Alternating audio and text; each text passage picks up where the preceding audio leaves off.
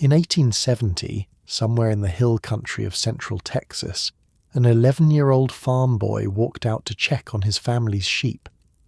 By sunset, he would begin a journey that would take him further from everything he knew than most people travel in a lifetime. Not in miles necessarily, but in who he would become. 40 years later, that same person would stand in front of a cheering crowd at a Texas rodeo, demonstrating skills that seemed to belong to another century entirely. The people watching couldn't quite believe what they were seeing, and honestly, neither could he sometimes. His name was Herman Layman, and his story is one of the most extraordinary tales of survival and transformation the American frontier ever produced. Tonight, we're going to walk through what life was actually like out there, on the edge of everything, where the rules you grew up with simply stopped applying. So if you're settling in for the night and these stories help you drift off, consider subscribing. I'm always curious where everyone's listening from. If you're in New York or London or somewhere in between, drop a comment with your city. There's something kind of wonderful about knowing people across the Atlantic are hearing the same story at the same time. Well, not exactly the same time. Time zones and all that. But you know what I mean? All right. The American frontier. Get yourself comfortable first. Seriously, take a second. Adjust your pillows if you need to. Pull your blanket up a little. Because we're going somewhere fascinating tonight, and you're going to want to be settled in. Picture Central Texas in 1870. It's May. The air is warm but not yet brutal.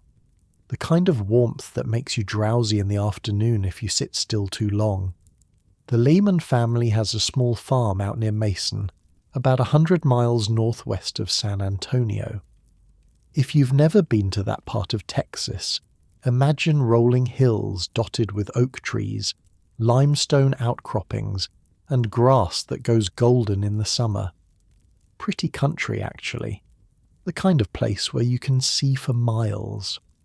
Herman was the third of 8 children. His father had passed when he was young, and his mother Augusta had remarried a man named Philip Buchmeyer. They weren't wealthy, but they had land, livestock, and each other. A solid frontier family doing what frontier families did, working hard, hoping for rain, keeping an eye on the horizon. And that last part was important, because this was Comanche territory. Now, here's something you might not know. The Comanche weren't originally from Texas at all. They'd migrated down from the Rocky Mountains, pushed out by stronger tribes in the north. For generations, they'd barely survived, scraping by, always on the move, always hungry. Then they encountered horses. The Spanish had brought horses to the Americas in the 1500s, and they guarded them carefully. They understood, maybe better than anyone, what would happen if the native tribes learned to ride. But over time, through trades and raids and escaped animals, horses spread across the plains, and something remarkable happened when the Comanche got hold of them. They didn't just learn to ride, they became, arguably, the finest light cavalry on the planet. Within a few generations, they transformed from a struggling mountain tribe into the dominant force across a territory larger than most European countries. They called themselves Numanu, the people. Everyone else called them Comanche, which roughly translates to those who fight us all the time, which honestly, fair. The point is, in 1870, the hill country where Herman Layman lived was right on the edge of Comanche territory, and the Comanche had been raiding settlements in Texas for decades, sometimes for horses, sometimes for supplies, sometimes for captives, especially children. Now, I want you to understand something about captive taking on the frontier. It wasn't random cruelty. It served a practical purpose. The Comanche, like many plains tribes, had suffered tremendous population losses from European diseases, smallpox, cholera, measles, things they had no immunity to. Taking captives, especially young captives who could be adopted into the tribe, was a way of maintaining their numbers. It doesn't make what happened to those children any less traumatic, but it helps explain why it happened at all. On May 16th, 1870, Herman and his younger brother Willie were sent out to watch the family's sheep and chase crows away from the cornfield. Normal farm kid stuff. They were maybe a few hundred yards from the house, close enough that they could see the chimney smoke. Then the riders appeared, about a dozen of them, coming over a small ridge at full speed. Herman would later remember the sound before he saw them. Hoofbeats, then war cries, then everything moving very, very fast. He tried to fight. He was 11 years old, and he tried to fight grown men on horseback. That tells you something about who Herman Layman was even then. One of the warriors, a man named Carnavist, struck him over the head with a pistol. When Herman's vision cleared, he was already tied to a horse, and his home was disappearing behind him. His brother Willie fell off a horse during the initial escape and somehow found his way back home. When they asked him where Herman was, all Willie could say was, "Herman has gone on, Mama. They took him on." He had no idea how right he was. The first days were, frankly, awful. Herman was badly sunburned, dehydrated, half-starved, and terrified. The raiding party moved constantly, travelling mostly at night to avoid pursuit. They crossed terrain that seemed to go on forever. Flat, empty. The kind of landscape where you can watch someone approaching for an hour before they reach you. At one point, Carnavist killed a calf they encountered, cut it open, and forced Herman's head into the still warm stomach cavity. Made him drink the curdled milk from inside. Herman vomited. Carnavista beat him and made him eat what he'd thrown up. I'm telling you this not to be graphic, but because it's important for understanding what came next. Herman Layman, at 11 years old, was being broken down. Every comfort he'd ever known was gone. His family might as well have been on another planet. The rules of his childhood no longer applied, and at some point during those first terrible weeks, something in Herman's mind shifted.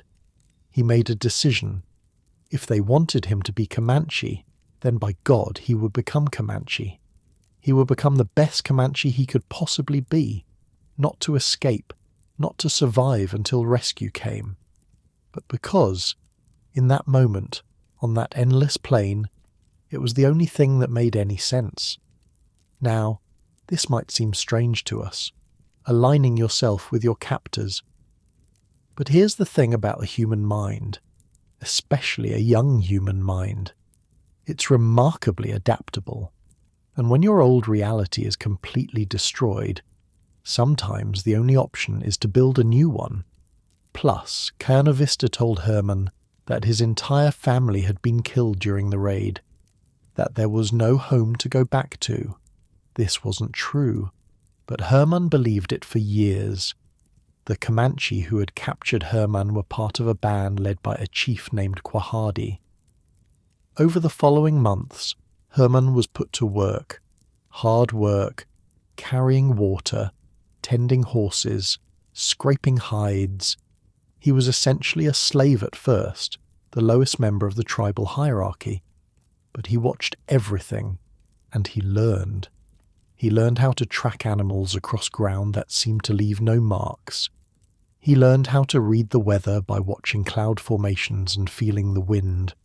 He learned which plants were edible and which would kill you. He learned how to make fire without matches, how to find water in dry country, how to move silently through brush. And he learned how to fight. The Comanche fighting style was unlike anything Herman had ever seen. They could ride at full gallop, swing down along the side of their horse for cover, and fire arrows under the animal's neck. They could shoot 6 arrows in the time it took a soldier to reload a single-shot rifle. They were, in a very real sense, the most effective guerrilla fighters on the continent. Herman absorbed all of it, and something else happened too. Something that even he struggled to explain later in life. He started to enjoy it. The freedom of the plains, the closeness of the tribal community, the sheer physical skill required to survive. After the initial brutality, life with the Comanche wasn't all misery. There were feasts after successful hunts. There were stories told around fires at night. There was, in its own way, a kind of family. This is the part of frontier history that makes people uncomfortable.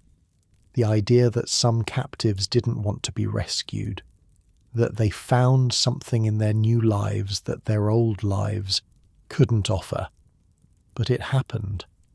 More often than we like to admit. Herman's adopted family began treating him differently as he proved himself. He was given better food, warmer clothing, eventually his own horse. He went from slave to student to, gradually, something like a son. Carnaviste, the man who had captured him, who had beaten him and force-fed him that first awful night, became Herman's adopted father. And when Carnaviste was killed in a raid about a year after Herman's capture, Herman was devastated. He was also furious, because the person who killed Carnaviste wasn't a Texas soldier or a ranger. It was another member of their own tribe, a medicine man who Carnaviste had argued with. And Herman, now about 12 years old, decided to do something about it. He found the medicine man, he confronted him, and he killed him. A 12-year-old boy killing a grown man, in retribution for the death of the person who had kidnapped him. Try to hold both of those facts in your mind at once, because that's what the frontier was, a place where categories like victim and perpetrator, family and captor got all tangled up together. Nothing was simple, nothing was clean. People contained multitudes, and those multitudes didn't always make sense. The psychology of it is fascinating, actually. Modern researchers have a term for what Herman experienced. They call it traumatic bonding. When you're completely dependent on someone for survival, your brain starts to form attachments to them. It's not weakness. It's not Stockholm Syndrome exactly, though that's related. It's just what human brains do when placed in impossible situations, and Herman's situation was about as impossible as they come. After the killing, Herman had to flee. You couldn't kill a medicine man without consequences. The spiritual power they held, the respect they commanded, meant that even justified killings would be avenged. So he ran to a different band, a band led by a chief whose name would become famous across Texas, Quanah Parker. Quanah was the son of a Comanche chief and a white woman named Cynthia Ann Parker, who had herself been captured as a child and fully assimilated into Comanche life. He was, in a sense, a symbol of everything that made the frontier so complicated, part of two worlds, belonging fully to neither. Or maybe, depending on how you looked at it, both. Herman found acceptance with Quanah's people, and for the next several years he lived as a Comanche warrior, fully, completely. He participated in raids. He counted coup against enemies. He learned to hunt buffalo, which was far more dangerous than you might think. Those animals weigh up to 2,000 pounds and can pivot faster than a horse. Getting close enough to kill one with a bow and arrow required incredible skill and courage, and Herman became good at it. Really good. The thing about survival is that it changes you, not just in the obvious ways like learning new skills or adapting to new circumstances. It changes how you see yourself. Herman Layman had been a Texas farm boy for 11 years. By the time he was 15, that boy felt like a stranger. someone from a half-remembered dream. He thought in Comanche. He dreamed in Comanche. When he imagined his future, it was a Comanche future, riding the plains, raising a family, growing old in a buffalo hide lodge surrounded by his grandchildren. That's what the frontier could do. Take a child and remake him entirely. There's a particular detail from Herman's later accounts that I keep coming back to. He talks about killing wolves and drinking their blood. The Comanche believed this would transfer the wolf's qualities to you: speed, endurance, cunning.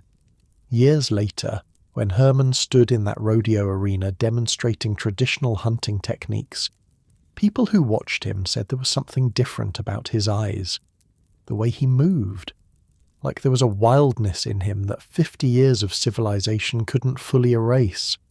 Maybe the wolf blood was just superstition. Maybe it was something else entirely, a kind of commitment, a way of saying, I am fully, completely this thing now. Whatever it was, Herman Layman survived, and in surviving he became something entirely new.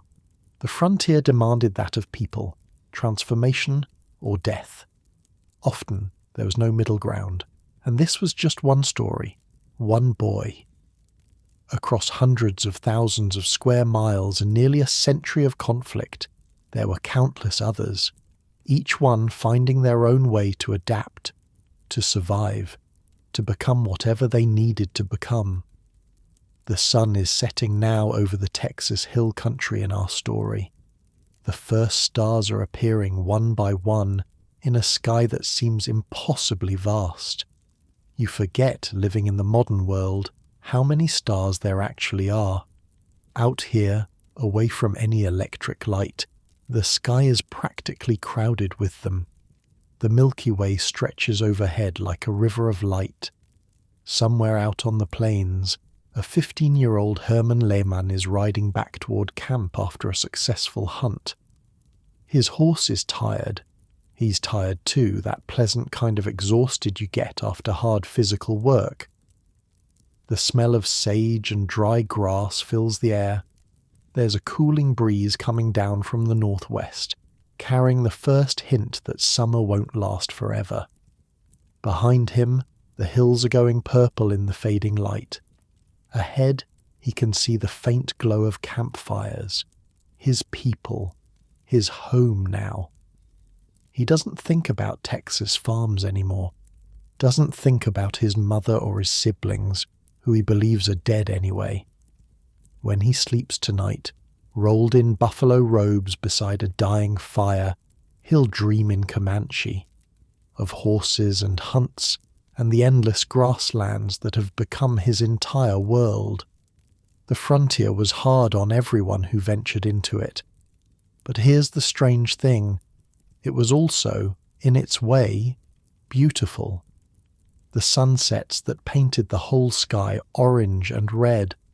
The silence of the prairie at night, broken only by coyote calls and the whisper of wind through grass. The closeness of communities that depended on each other absolutely. Tonight there will be meat.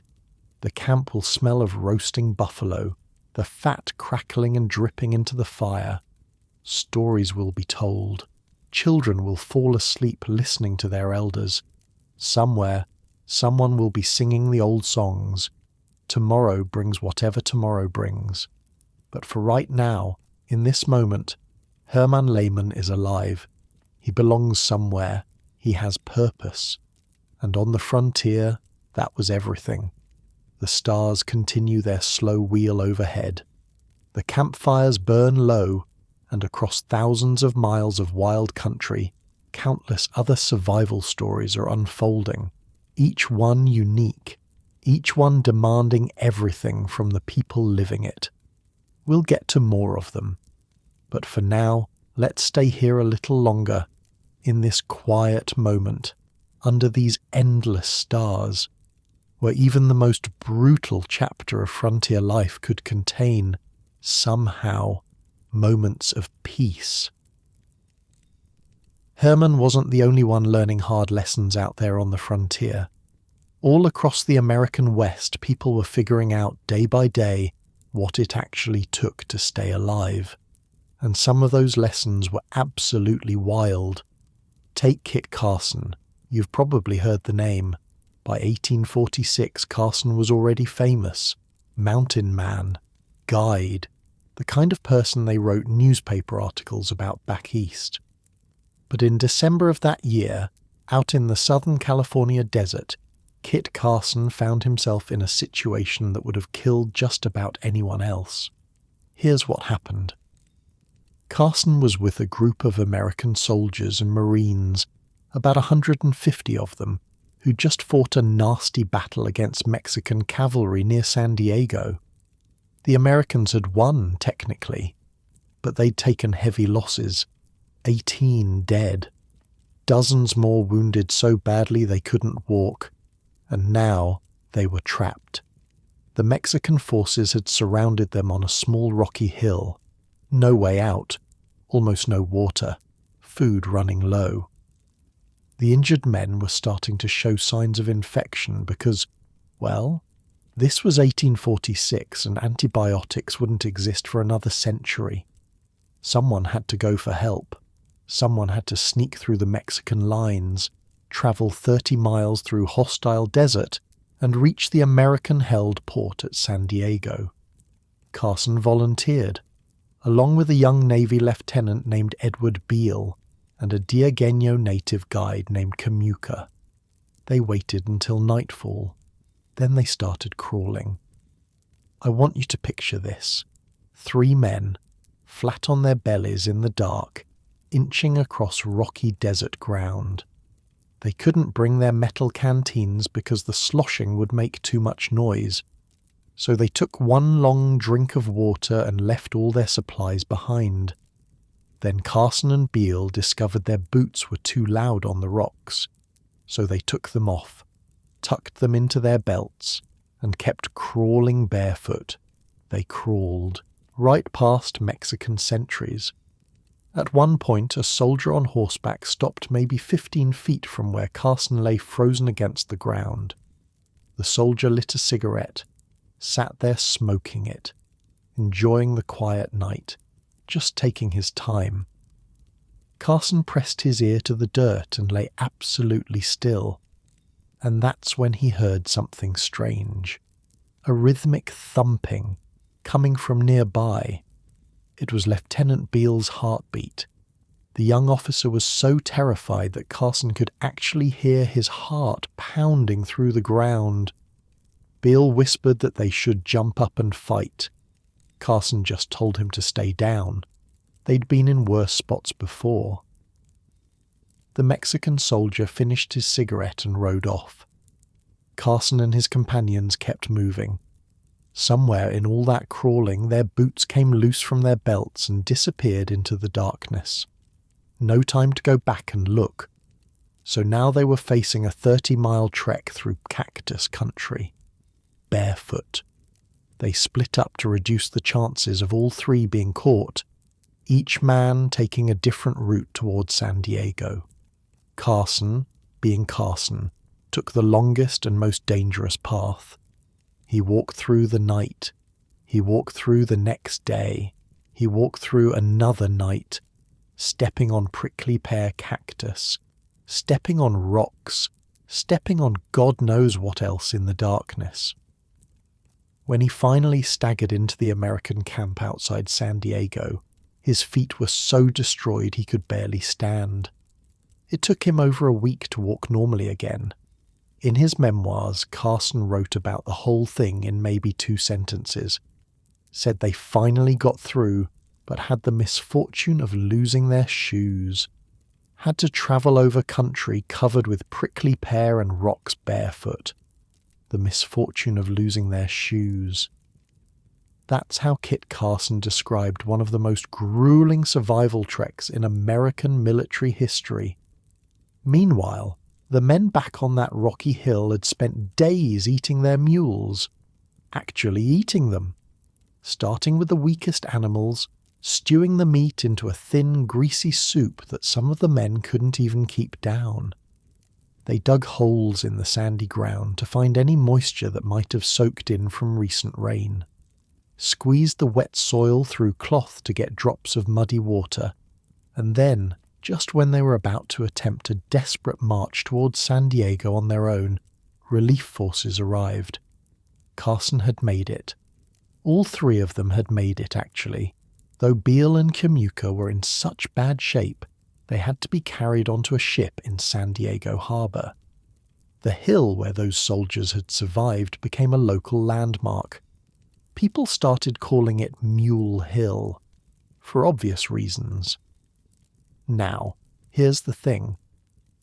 While Carson was crawling barefoot through the California desert that December, something even worse was happening about 500 miles to the north, in the Sierra Nevada mountains, where a group of settlers had made a catastrophic mistake and were about to pay for it in ways that still make people shudder 170 years later.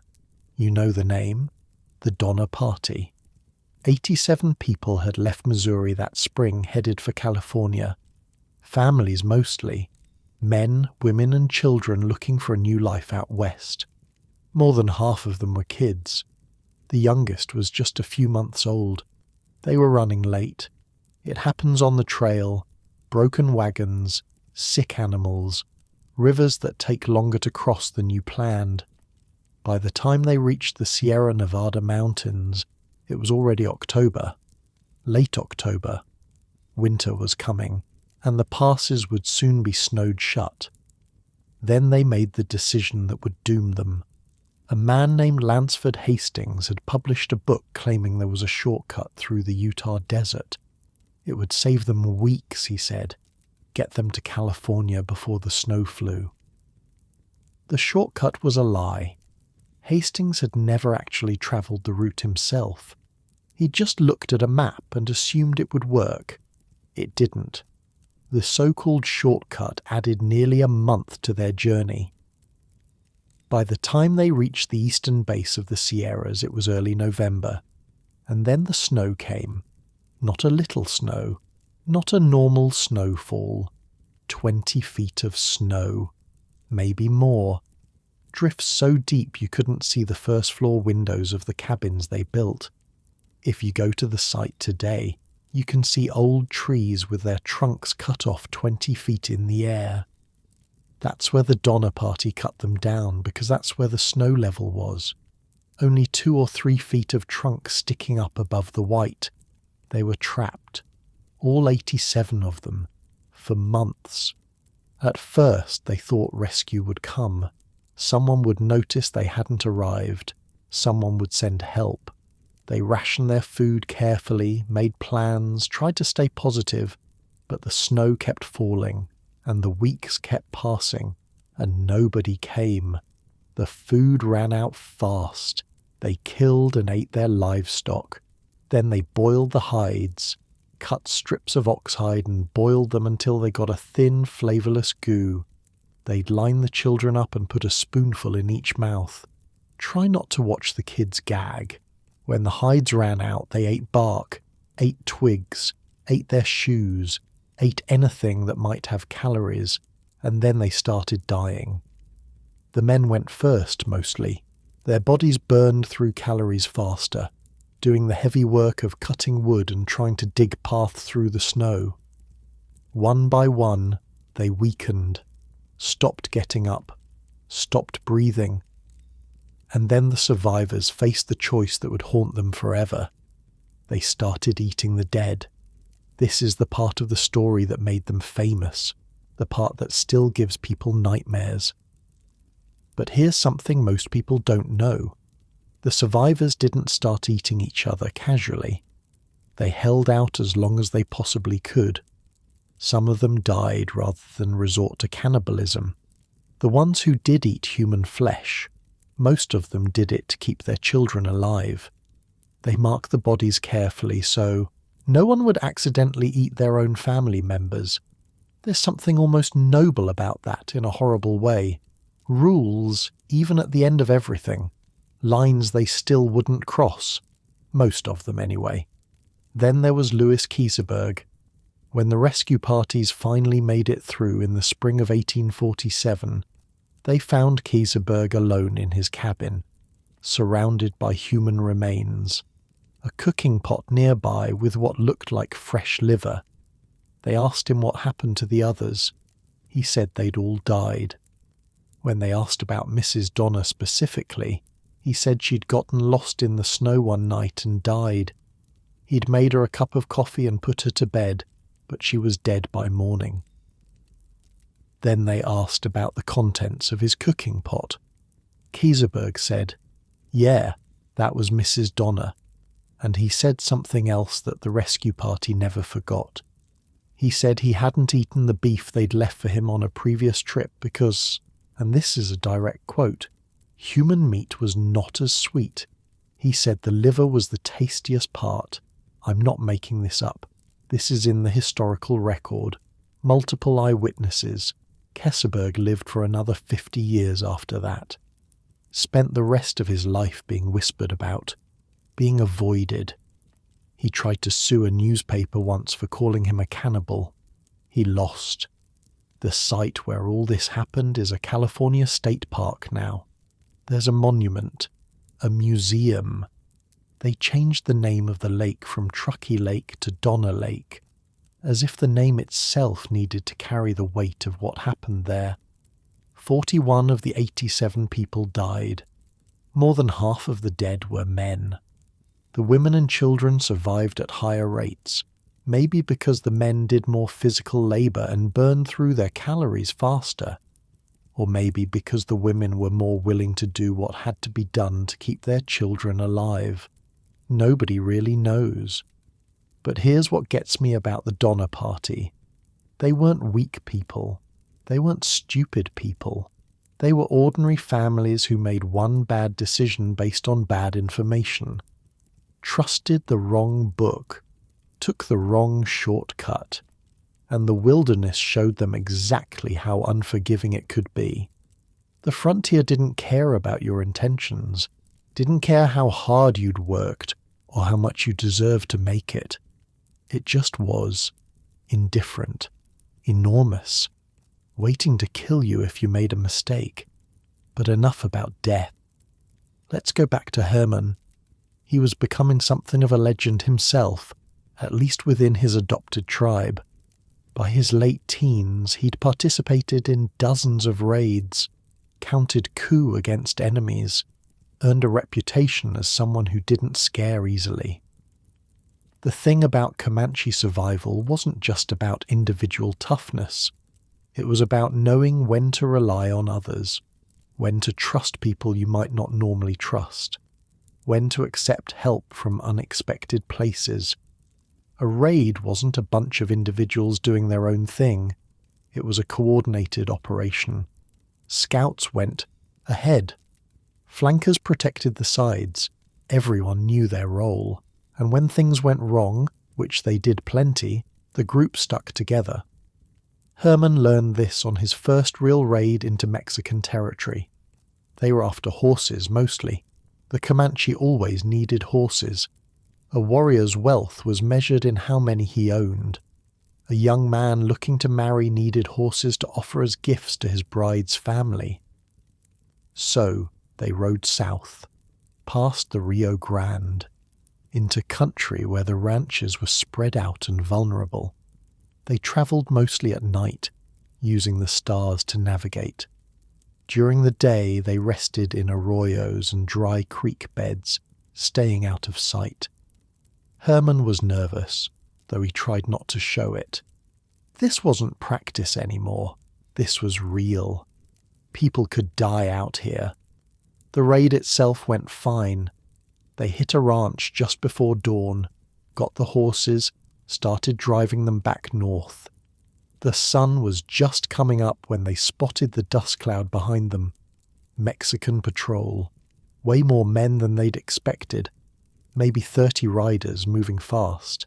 Herman's instinct was to scatter, run, save himself.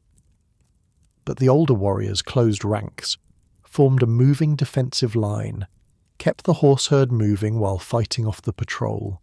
They fired arrows from horseback with impossible accuracy, wheeling and turning like they'd been born in the saddle. It worked. They made it back across the river with most of the horses intact. One of the younger warriors took an arrow through his shoulder, but he was laughing about it by the time they made camp that night. That night, around the fire, one of the older men told Herman something he'd never forget. Alone, you survive today. Together, you survive tomorrow. There's detail from Herman's later accounts that says a lot about who he'd become. He talks about killing wolves and drinking their blood. The Comanche believed this would give you the wolf's qualities, its endurance, its cunning, its ability to survive where others couldn't. Herman did this multiple times, not because anyone forced him to, because he wanted those qualities, because he'd fully committed to being Comanche. Years later, people who met him would comment on his eyes, something different about them, a wildness that seemed out of place in a man wearing American clothes. Like part of him was still out there on the plains. The sky over the Comanche camp is full of stars now, the kind of darkness you don't see anymore unless you get way out from civilization. No light pollution, no glow on the horizon, just the moon and the stars and the endless sky. Herman is sleeping in a buffalo hide lodge with the flaps partially open to let in the breeze. The sounds of the camp are winding down, dogs settling, children's voices fading. Somewhere, an old woman is singing softly to herself. The lodge smells like wood smoke and tanned leather. A familiar smell now, comforting even. The buffalo robes he's wrapped in are soft and warm, worn smooth by years of use. Tomorrow there might be another raid, another hunt, another challenge to survive. But tonight, there's just this. Warmth and darkness and the slow rhythm of breathing. The crackle of a dying fire somewhere nearby. The distant hoot of an owl. The Comanche had a saying, "Every day above ground is a gift from the spirits." Herman understood that now. When you've seen what the world can do to a person, just being alive starts to feel like a miracle. Sleep comes easy out here when you're tired enough. And Herman Layman is very, very tired. His eyes close, his breathing slows, and the stars wheel overhead, the same stars that humans have been sleeping under since the beginning of time. Not everyone who survived the frontier did it by running. Some folks just flat out refused to back down no matter how bad the odds looked. Jack Hayes was one of those people. In the fall of 1841, Hayes was 24 years old and already making a name for himself with the Texas Rangers. He'd come down from Tennessee a few years earlier, missed the Texas Revolution by just a little bit, and spent the time since then doing what Rangers did. Patrolling the frontier, tracking raiders, getting into fights that most sensible people would have avoided entirely. Hayes was not a big man, about 5'6", slender build, the kind of quiet demeanour that made people underestimate him. He had this boyish face that made him look younger than he was, but his eyes told a different story. People who knew him said there was something in those eyes, a steadiness, like nothing in the world could shake him. On this particular day, Hayes was part of a surveying party working near a place called Enchanted Rock. If you've never been to Central Texas, Enchanted Rock is this massive pink granite dome rising up out of the hill country. You can see it from miles away. The local tribes considered it sacred ground. They said spirits lived inside the rock, that strange lights appeared there at night, that the stone itself would groan and creak as the sun went down. The surveying party was maybe 15 or 20 men. Their job was to mark out land grants, draw maps, figure out exactly who owned what in this newly claimed Texas territory. Boring work, mostly, but dangerous too because this was Comanche country. Every man in that party knew the risks. Hayes got bored. I know that sounds strange, but that's what happened. While the other men were doing their surveying work, Hayes decided to ride out toward Enchanted Rock for a closer look. By himself. In the middle of Comanche territory. Look, I'm not saying this was smart, it wasn't. But Hayes had been doing this kind of thing for years and getting away with it. Maybe he'd started to believe his own reputation. Maybe he was just curious. Either way, he rode off alone toward that big pink rock. He was almost at the base of it when the war cries started. 30 Comanche warriors, maybe more, coming at him from the surrounding hills. They'd been watching the surveying party for days, waiting for exactly this kind of opportunity. One man, alone, far from help. Hayes had about 3 seconds to make a decision. He could try to outrun them back to the main party, but his horse was tired and theirs weren't. He could try to fight them on open ground, but that was 30 against 1, which even for Jack Hayes seemed like pushing it. So he did the only thing that made sense. He rode straight for Enchanted Rock, jumped off his horse, and started scrambling up the face of the granite dome. The Comanche were right behind him, arrows and musket balls cracking off the rock around him, war cries echoing off the stone. Hayes made it maybe 100 feet up before he found what he was looking for. A crack in the granite. A crevice just big enough to squeeze into and use as cover. He wedged himself in there with his back against the stone and his rifle pointed outward. Now, here's where Hayes's reputation for cool under pressure really showed. Any normal person in this situation would have panicked, started shooting wildly, wasted all their ammunition in the first 30 seconds. But Hayes didn't fire a single shot at first. He waited. The Comanche, seeing their prey cornered, decided to be patient too. They spread out around the base of the rock and took up positions, started firing at him from different angles, trying to find a way to get at him without exposing themselves too much. Hayes just sat there, watching, conserving his ammunition. He had a couple of advantages they didn't know about. First, the Colt Patterson revolver on his hip.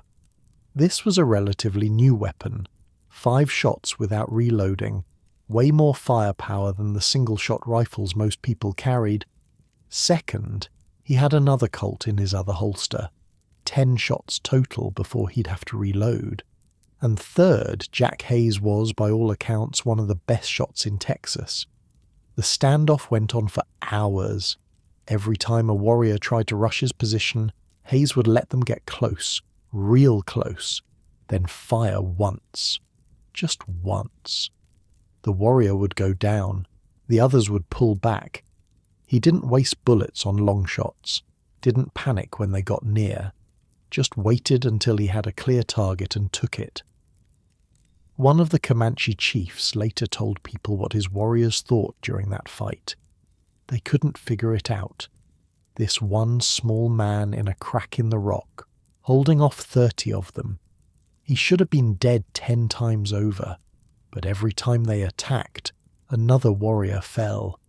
They started thinking maybe the spirits of Enchanted Rock were protecting him, that he had some kind of medicine they couldn't overcome.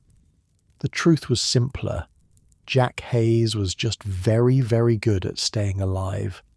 Finally, after what must have felt like forever, Hayes heard something beautiful. Gunfire from the direction of the surveying party. His companions had heard the fight and were coming to help. The Comanche, seeing they were about to be caught between 2 forces, grabbed their wounded and disappeared into the hill country. Hayes climbed down from his crevice, probably on shaking legs though he'd never admit it, and met up with his friends. The Comanche didn't forget him. They gave him a name after that. Captain Yak, they called him, or Bravo Too Much, which translates roughly to too brave or stupidly brave, depending on how you read it. Coming from the Comanche, who valued courage above almost everything else, that was about the highest compliment you could get. Hayes went on to have a whole legendary career, fought in the Mexican-American War, became the first sheriff of San Francisco during the gold rush, made a fortune in California real estate, died peacefully in 1883 at the age of 66. But that day at Enchanted Rock stuck with him. Years later, he'd still talk about those hours wedged into the granite, watching warriors try to reach him, knowing one mistake meant a very bad death. It was, he said, the longest afternoon of his life. The Texas Rangers that Hayes belonged to were something new on the frontier.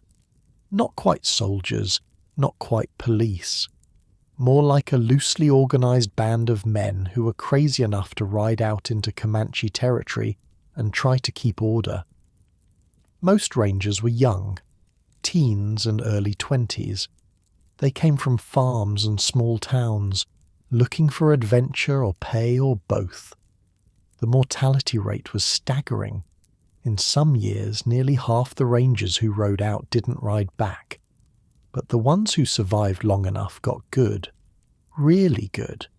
They learned to shoot from horseback, to track across rocky ground where footprints were invisible, to read the land the way the Comanche did, understanding where ambushes might hide and where water could be found. And they learned something else too. They learned to work with allies who knew the territory better than they ever would. The Delaware were one of those allied tribes.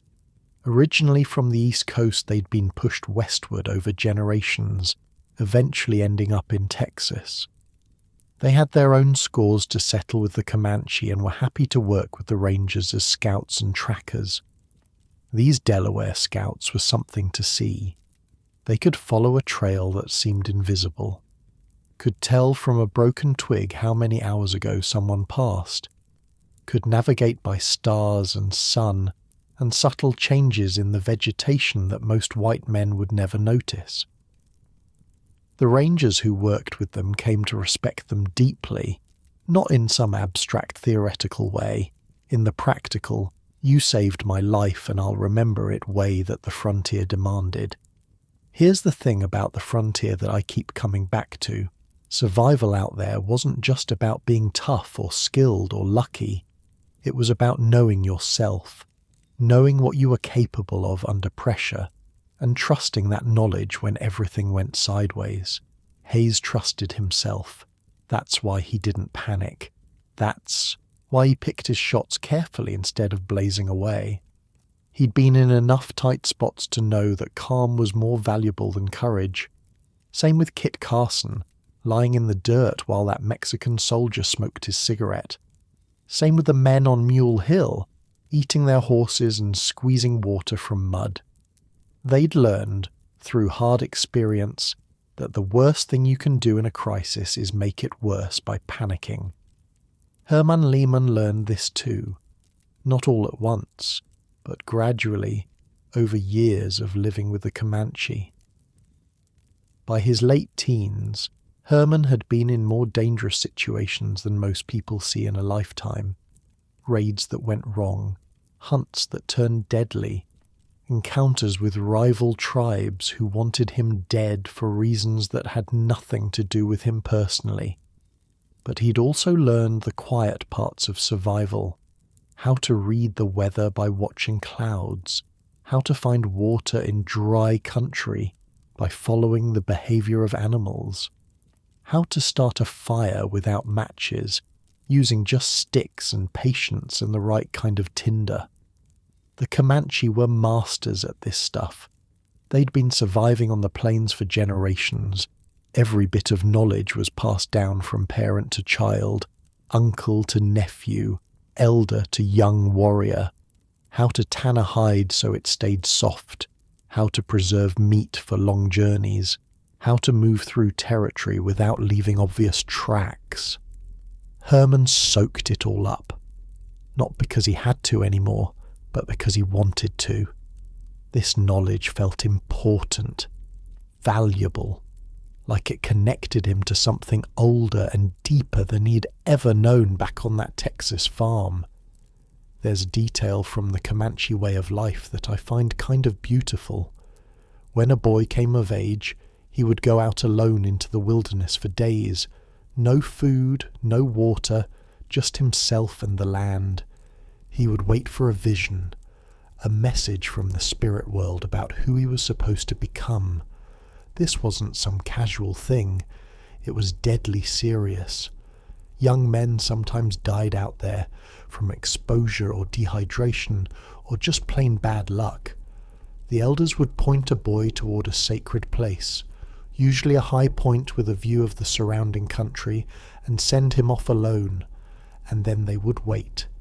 Herman did this too, climbed to a high place, sat down, and waited. The first day wasn't so bad. Hunger was manageable.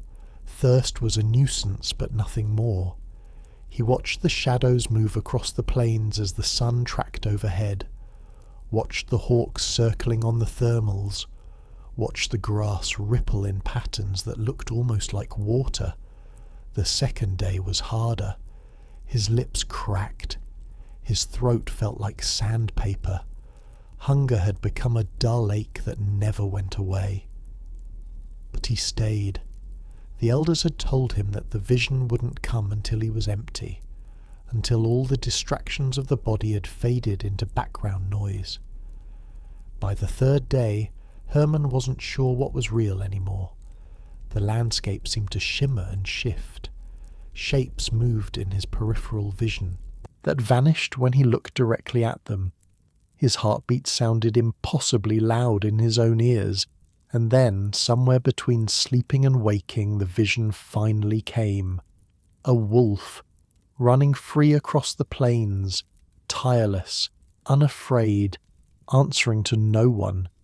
It looked at him with eyes that seemed to hold centuries of knowledge, and then it was gone. Herman came back from that experience different, more sure of himself. The last traces of the scared 11-year-old farm boy had finally disappeared. In his place was someone new, someone who belonged to this land in a way that most white men never would. The older warriors treated him differently after that. He wasn't a captive anymore, not really. He wasn't even an adopted son. He was just one of them, a Comanche warrior with his own medicine, his own vision, his own place in the tribe. The night sky over Texas is something else. Miles from any electric light, you can see the Milky Way stretching from one horizon to the other. Stars so thick they seem to overlap. The occasional streak of a meteor burning up in the atmosphere. Herman would lie on his back sometimes and just watch the sky for hours, thinking about things. Not worried thoughts, just thoughts about where he'd been, where he was going, what any of it meant. The Comanche believed that the stars were the campfires of their ancestors, that when you died, you joined them up there, became part of that great river of light. It was a comforting thought. The idea that death wasn't an ending, just a change of location. Sometimes, on quiet nights like this, Herman could almost feel those ancestors watching, not judging, just present, part of the same unbroken chain of survival that stretched back through generations. The fire in the lodge has burned down to orange coals. Outside, the prairie grass is rustling in a gentle wind. Somewhere in the distance, a night bird is calling. One of those sounds that could put you to sleep if you let it. The Texas frontier wasn't just violence and survival and death, though there was plenty of all that. It was also this: quiet nights, warm fires, the simple pleasure of being alive after another day when being alive was not guaranteed. Herman pulled his buffalo robe tighter and closed his eyes. Tomorrow would bring whatever tomorrow brought. But right now, in this moment, everything was peaceful. The stars kept their slow wheel overhead. The wind kept whispering through the grass. And all across the frontier, in 1,000 different camps and cabins and forts, other people were falling asleep too, each one with their own story, their own struggles, their own small victories against the vast indifference of the wild. That's what survival really was in the end. Not the dramatic moments, though those happened too. It was all the quiet moments in between, the meals shared, the fires tended, the simple human act of lying down at night and trusting that you'd wake up in the morning. The coyotes were singing now, their voices rising and falling in that strange harmony that sounds mournful to some people and beautiful to others. Herman had come to love that sound. It meant the night was alive, that he was part of something larger than himself. Sleep came easy when you were tired enough, and on the frontier, everyone was always tired enough. The frontier had a way of throwing people together who would never have met otherwise.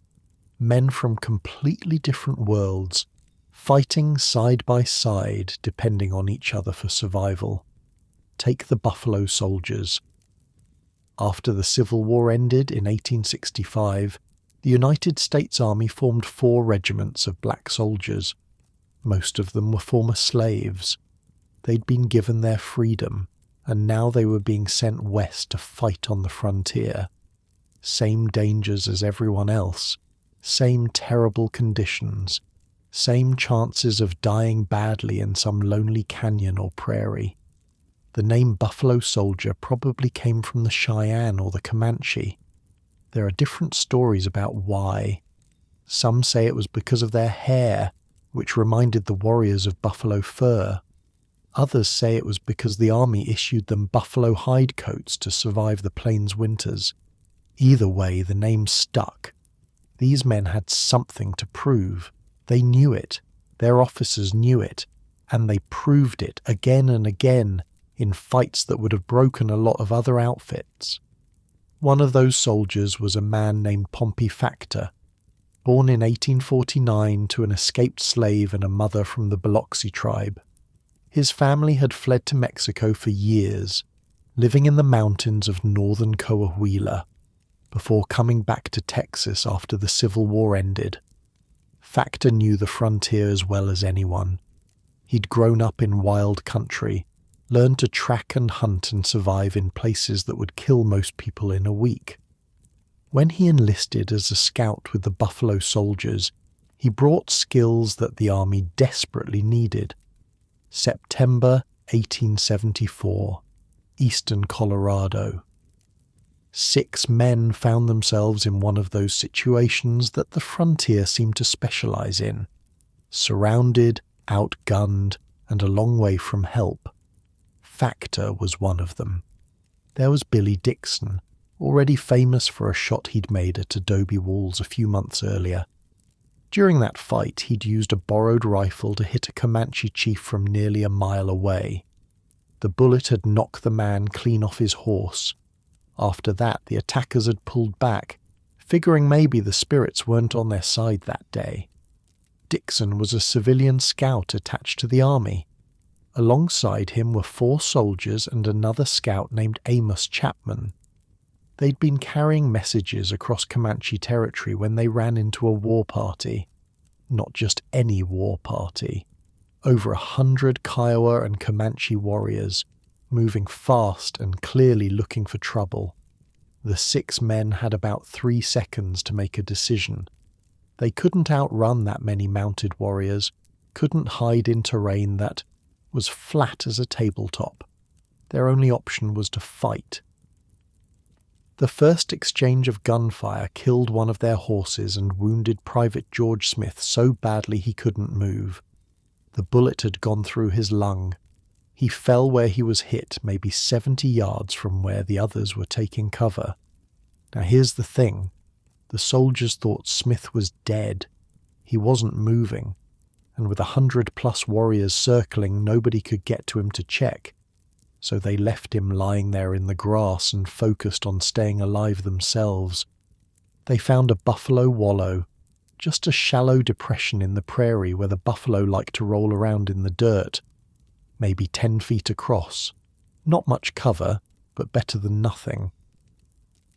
The men dove in and started digging with their hands and their knives, piling up the soft earth around the edges, trying to make some kind of barricade while arrows and bullets kicked up dirt all around them. Amos Chapman got hit. A bullet shattered his leg below the knee. He called out to Billy Dixon that he was wounded, that he couldn't walk. Dixon made a decision right then that probably should have gotten him killed. He ran out of that wallow, across 70 yards of open ground with 100 warriors watching, picked Chapman up and carried him back. Chapman was a bigger man than Dixon, heavy, dead weight. Dixon got him to the wallow anyway. Then someone realized that Private Smith, lying out there in the grass, was still alive. They could see him moving slightly, just barely, but moving. Private Peter Rath volunteered to go get him. Same deal as Dixon. Open ground, no cover, warriors everywhere. Rath ran out, confirmed Smith was breathing, and together with Dixon dragged the wounded man back to the wallow. Smith was in bad shape. That bullet through his lung was killing him slowly. But at least he wasn't dying alone out there in the grass. For the next several hours, those 6 men held off over 100 attackers. The Kiowa and Comanche would charge in waves, and the soldiers would drive them back with disciplined rifle fire. They weren't spraying bullets everywhere. They were picking their shots, making every round count because they knew they might run out of ammunition before the enemy ran out of patience.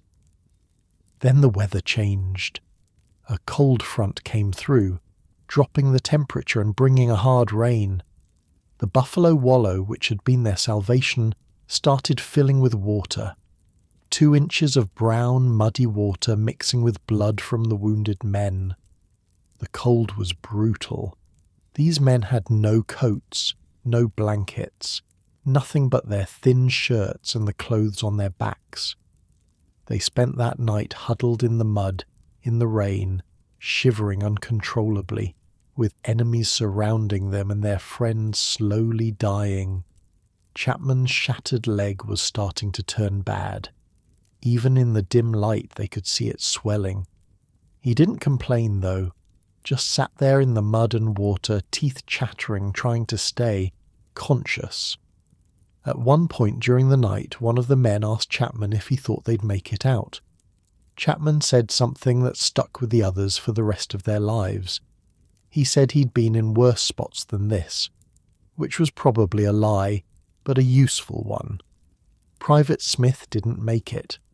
He passed some time during the night still in that wallow, surrounded by men who'd risked their lives to bring him in. His last words were asking about his mother. They buried him right there in the mud before the sun came up, marked the grave as best they could, knowing they might never be able to find it again. At dawn, Billy Dixon crawled out of the wallow and started walking. Someone had to get help, and he was the only one in good enough shape to try.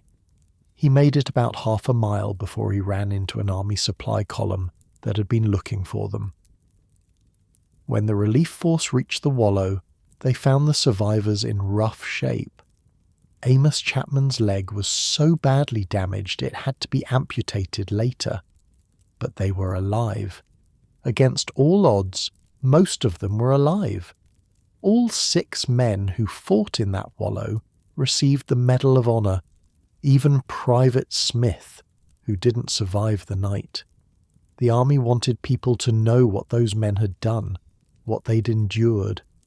The Buffalo Soldiers kept serving on the frontier for decades after that, fought in dozens of engagements, earned 18 Medals of Honor altogether, and slowly, grudgingly, earned the respect of people who'd started out thinking they couldn't do the job.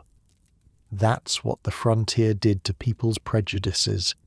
It didn't care what colour you were or where you came from.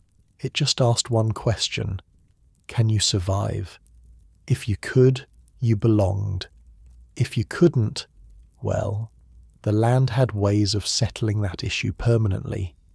By the time of the Buffalo Wallow fight, Herman Layman was in his early 20s. He'd been living as a Comanche for over a decade.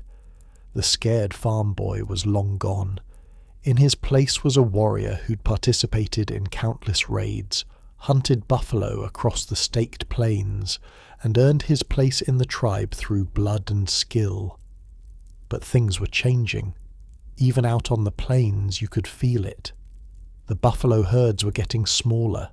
Every year there seemed to be fewer of them.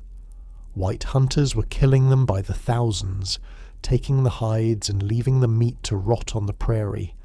It was like watching a slow-motion disaster.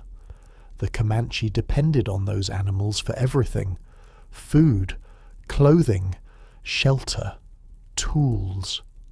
Without the buffalo, their whole way of life would collapse. Herman had seen the killing grounds, miles of prairie covered with rotting carcasses. The smell was indescribable. Buzzards so thick they blocked out the sun. And for what? Hides that would be shipped back east to make leather belts and machine parts. The meat just left there to spoil. It made no sense to the Comanche. When they killed a buffalo, they used everything. The meat for food. The hide for clothing and teepees, the bones for tools and weapons, the sinew for thread and bowstrings. Nothing was wasted, nothing was left behind. But these white hunters didn't think that way. They took what they wanted and moved on, and every buffalo they killed was one less that the tribes could use to survive, and the soldiers kept coming. More forts, more patrols, more pressure from every direction. The old hunting grounds were shrinking. Places that had been safe for generations were now dangerous. Trails that the Comanche had used for centuries were now watched by cavalry patrols. The Red River War had been raging for months now. Soldiers pushing deeper and deeper into Comanche territory, destroying winter camps, killing horses by the hundreds so the warriors couldn't ride. It was a different kind of warfare than the Comanche were used to. Not raids and counter-raids, something more systematic, more final. Herman could see where this was heading. Even if nobody said it out loud, everyone knew. The free life they'd been living couldn't last forever. The question was just how long they could hold on. How many more winters? How many more hunts? How many more nights under the stars before everything changed? There were discussions around the fires at night, quiet conversations about what to do. Some of the younger warriors wanted to fight harder, make the white men pay such a high price that they'd leave the plains alone.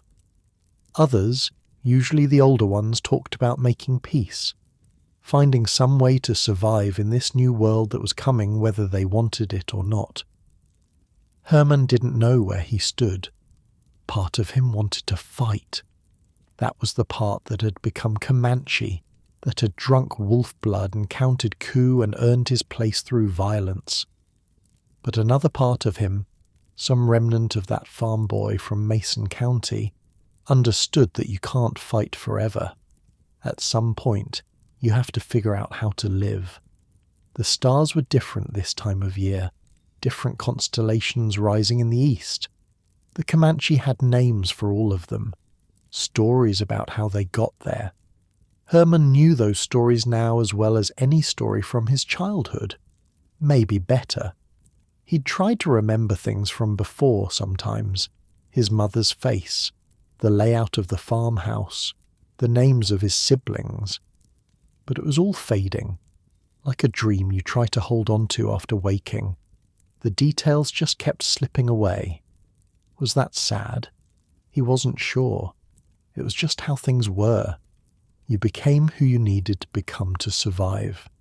And the person he'd been before wasn't who he needed to be anymore. The fire crackled softly. Somewhere nearby, a horse shifted and snorted. The sounds of the camp settling in for the night. Familiar sounds, comfortable sounds. Whatever was coming, it wasn't here yet. Tonight, there was warmth and shelter, and the quiet company of people he'd come to love. Tomorrow would bring its own problems. That was something else the frontier taught. You. Don't borrow trouble from the future. You've got enough to deal with right now. The Comanche understood this better than most. They lived in the present in a way that most white people couldn't. Each day complete in itself. Each night a small victory against everything that wanted you dead. The wind had died down to almost nothing. The air was still and cool, carrying the smell of wood smoke and prairie grass. If you listened carefully, you could hear the creek that ran nearby, water moving over stones in that endless soft murmur. Frogs were singing somewhere in the darkness, that two-note call that sounds like a question being asked over and over. Herman pulled his blanket tighter and watched the fire burn down. The flames were hypnotic in their own way, always moving, always changing, but somehow always the same, like the prairie itself, like life on the frontier. You could look at the same grassland 100 times and see something different each time. The angle of the light, the direction of the wind, the particular shade of gold the grass turned in autumn. You could lose yourself in a fire like that. Let your thoughts drift wherever they wanted to go. Not worrying about the past or the future, just being present in this moment, in this place, with these people. The Comanche believed that fire was sacred, a gift from the spirits that made human life possible. Without it, the nights would be cold and dark and dangerous. With it, you could push back the darkness, create a circle of warmth and light in the middle of the vast empty prairie. Herman understood that now in a way he never would have as a child. Fire wasn't just useful, it was a kind of miracle. Every time you struck a spark and nursed it into flame, you were participating in something ancient and essential. The last of the flames flickered and went out, leaving only coals, orange and red and fading slowly to grey. The stars seemed brighter now, with no firelight competing with them. One by one, the sounds of the camp faded into silence. Dogs stopped barking. Children stopped murmuring in their sleep. Even the horses seemed to settle into a deeper rest. Just the wind and the creek and the endless sky. Herman closed his eyes and let himself drift. Tomorrow would come soon enough. But for now there was only this, warmth and darkness and the slow breathing of people he loved. The frontier asked hard questions of everyone who came to it, but it also offered something in return. Moments of perfect peace. Nights so quiet you could hear your own heartbeat. The knowledge that you were alive, truly alive, in a way that people in cities could never understand. That was worth something. Maybe it was worth everything. Sleep came like the tide coming in, slow and inevitable, carrying him away from the waking world into dreams he wouldn't remember. The stars kept their ancient watch. The creek kept singing its quiet song, and the prairie, vast and dark and patient, held all its secrets close. September 1868, eastern Colorado. The plains stretch out flat and golden under a late summer sky, and somewhere out there, a Cheyenne warrior named Roman Nose is about to ride into a fight he knows will kill him. Roman Nose was 45 years old. He'd been fighting white soldiers and settlers for decades, countless battles, countless raids, and in all that time, through all that violence, he'd never been seriously wounded. Not once.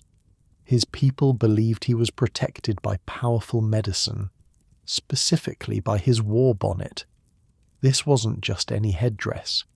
It had been made for him by a Lakota holy man named White Bull in a ceremony that took days to complete. The bonnet was unlike anything else on the plains, single buffalo horn rising from the center of the forehead, not the usual pair on the sides. A tail made from a strip of young buffalo hide so long it touched the ground, even when Roman Nose was mounted on horseback. 40 eagle feathers, alternating 4 red then 4 black, running down its entire length. The craftsmanship was extraordinary.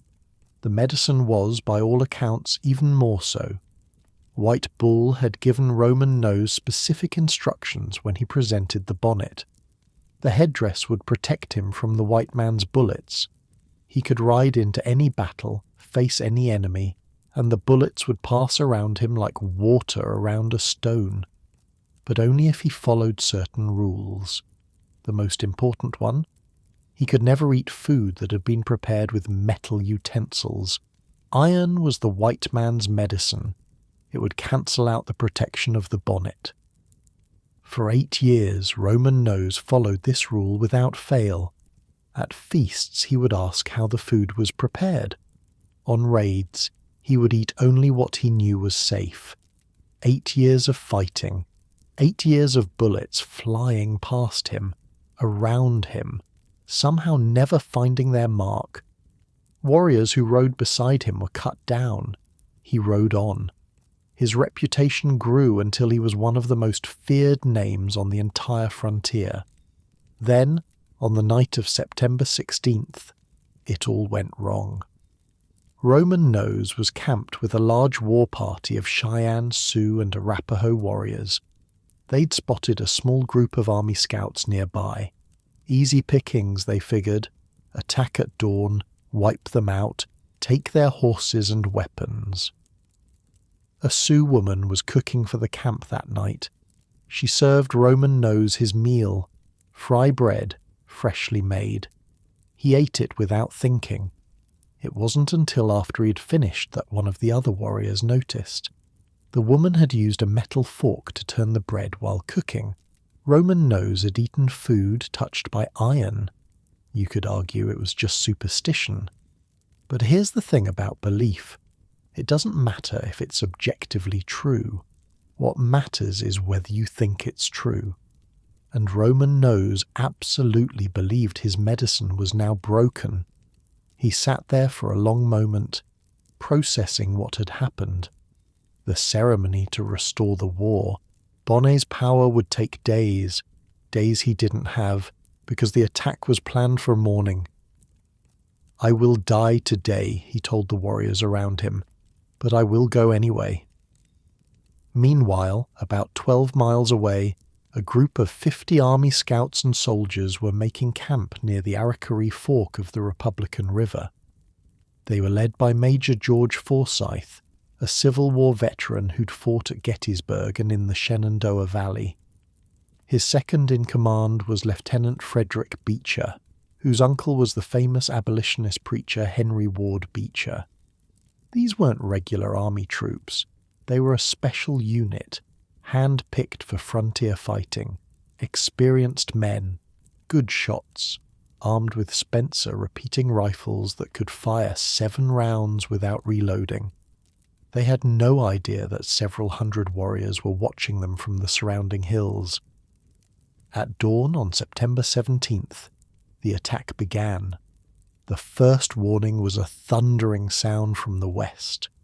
The scouts looked up to see their horses stampeding toward them, driven by mounted warriors. Then war cries from every direction, then arrows and bullets cutting through the morning air. Forsyth made a quick decision. There was a small sandbar island in the middle of the shallow river, maybe 10 feet by 10 feet. Not much, but it was the only cover available. "Get to the island," he shouted. "Dig in." The men splashed across the knee-deep water and threw themselves onto the sand. They started digging with their hands, their knives, anything they could find, piling up sand around the edges, trying to create some kind of defensive position, while bullets kicked up dirt all around them. The horses that hadn't stampeded were killed in the first few minutes. The men pulled the bodies into a rough circle, using them as barricades. Not ideal, but dead horses stop bullets better than sand. The attacks came in waves, warriors charging in on horseback, firing, then wheeling away. Each charge got a little closer. Each charge took a few more men down. Lieutenant Beecher took a bullet to the spine early in the fight. He was paralyzed from the waist down but kept shooting from where he lay. The surgeon, Dr. Moores, took a bullet to the head and died instantly. Major Forsyth himself was hit 3 times. Once in the right thigh, dangerously close to the femoral artery. Once in the left leg. Once in the head, a grazing wound that left him dizzy and bleeding. But they held. The Spencer repeaters made a difference. The warriors expected the old single-shot rifles, where you had to reload after every shot. That pause, that vulnerability, was when they'd learned to charge and overwhelm their enemies. But these rifles kept firing. 7 shots, reload, 7 more shots. The warriors couldn't get close enough to finish the job. By mid-afternoon, Roman Nose was still watching from the hills. He'd stayed back all day, not from fear, but because he knew what would happen when he joined the fight. Other warriors had started to notice, started to whisper. Then an old Cheyenne woman confronted him directly, called him a coward, said young men were dying while he sat and watched. Roman Nose stood up, put on his war bonnet, painted his face and body for battle. He mounted his horse and rode down toward the island, gathering other warriors as he went. The men on the island saw him coming. They recognized the famous headdress. "This is it," one of them said. "Here comes Roman Nose." The charge was everything the Cheyenne were known for. Full speed, no hesitation. Roman Nose at the front, leading his warriors directly into the rifle fire. The scouts held their shots until the attackers were 50 yards away. Then they let loose. Roman Nose took a bullet to the spine. He stayed mounted for a few more seconds, then slid off his horse. His warriors carried him back to the village, where he died that night, just as he'd predicted. But the scouts were still trapped. By sunset on that first day, 4 men were dead and another 18 were wounded. They had almost no water. The river was contaminated with blood and the contents of dead horses' intestines. They had almost no food. Their ammunition was running low, and hundreds of warriors still surrounded them. That night, Forsyth asked for volunteers to slip out and go for help. Fort Wallace was 70 miles away, 70 miles of open prairie crawling with hostile warriors. 2 men volunteered, a 19-year-old scout named Jack Stillwell and an old French-Canadian trapper named Pierre Trudeau. They left after midnight, walking backward through the shallow water to confuse anyone tracking them.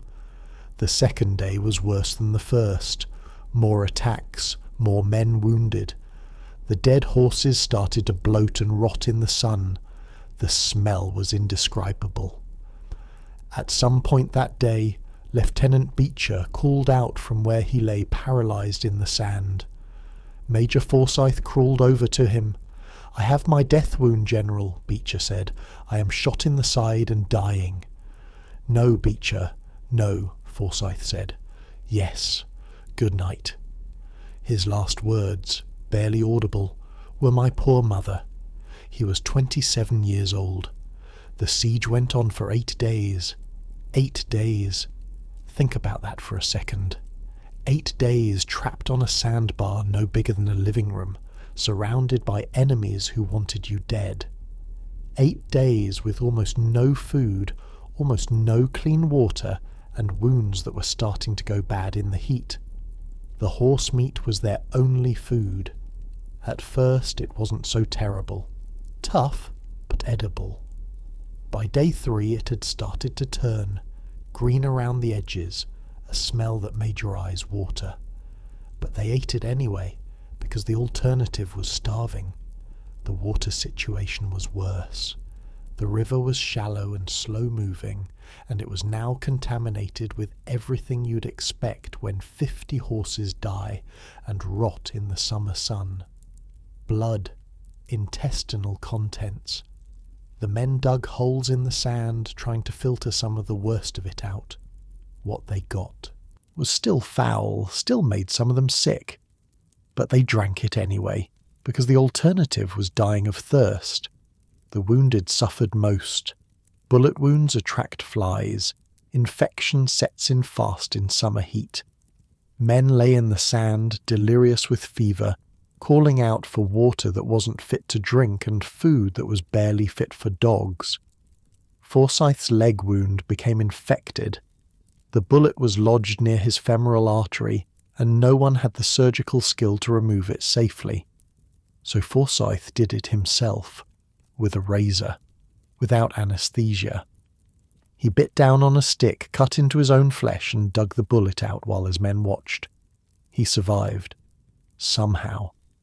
On day 3, Forsyth sent out 2 more runners, John Donovan and Alison Pilley.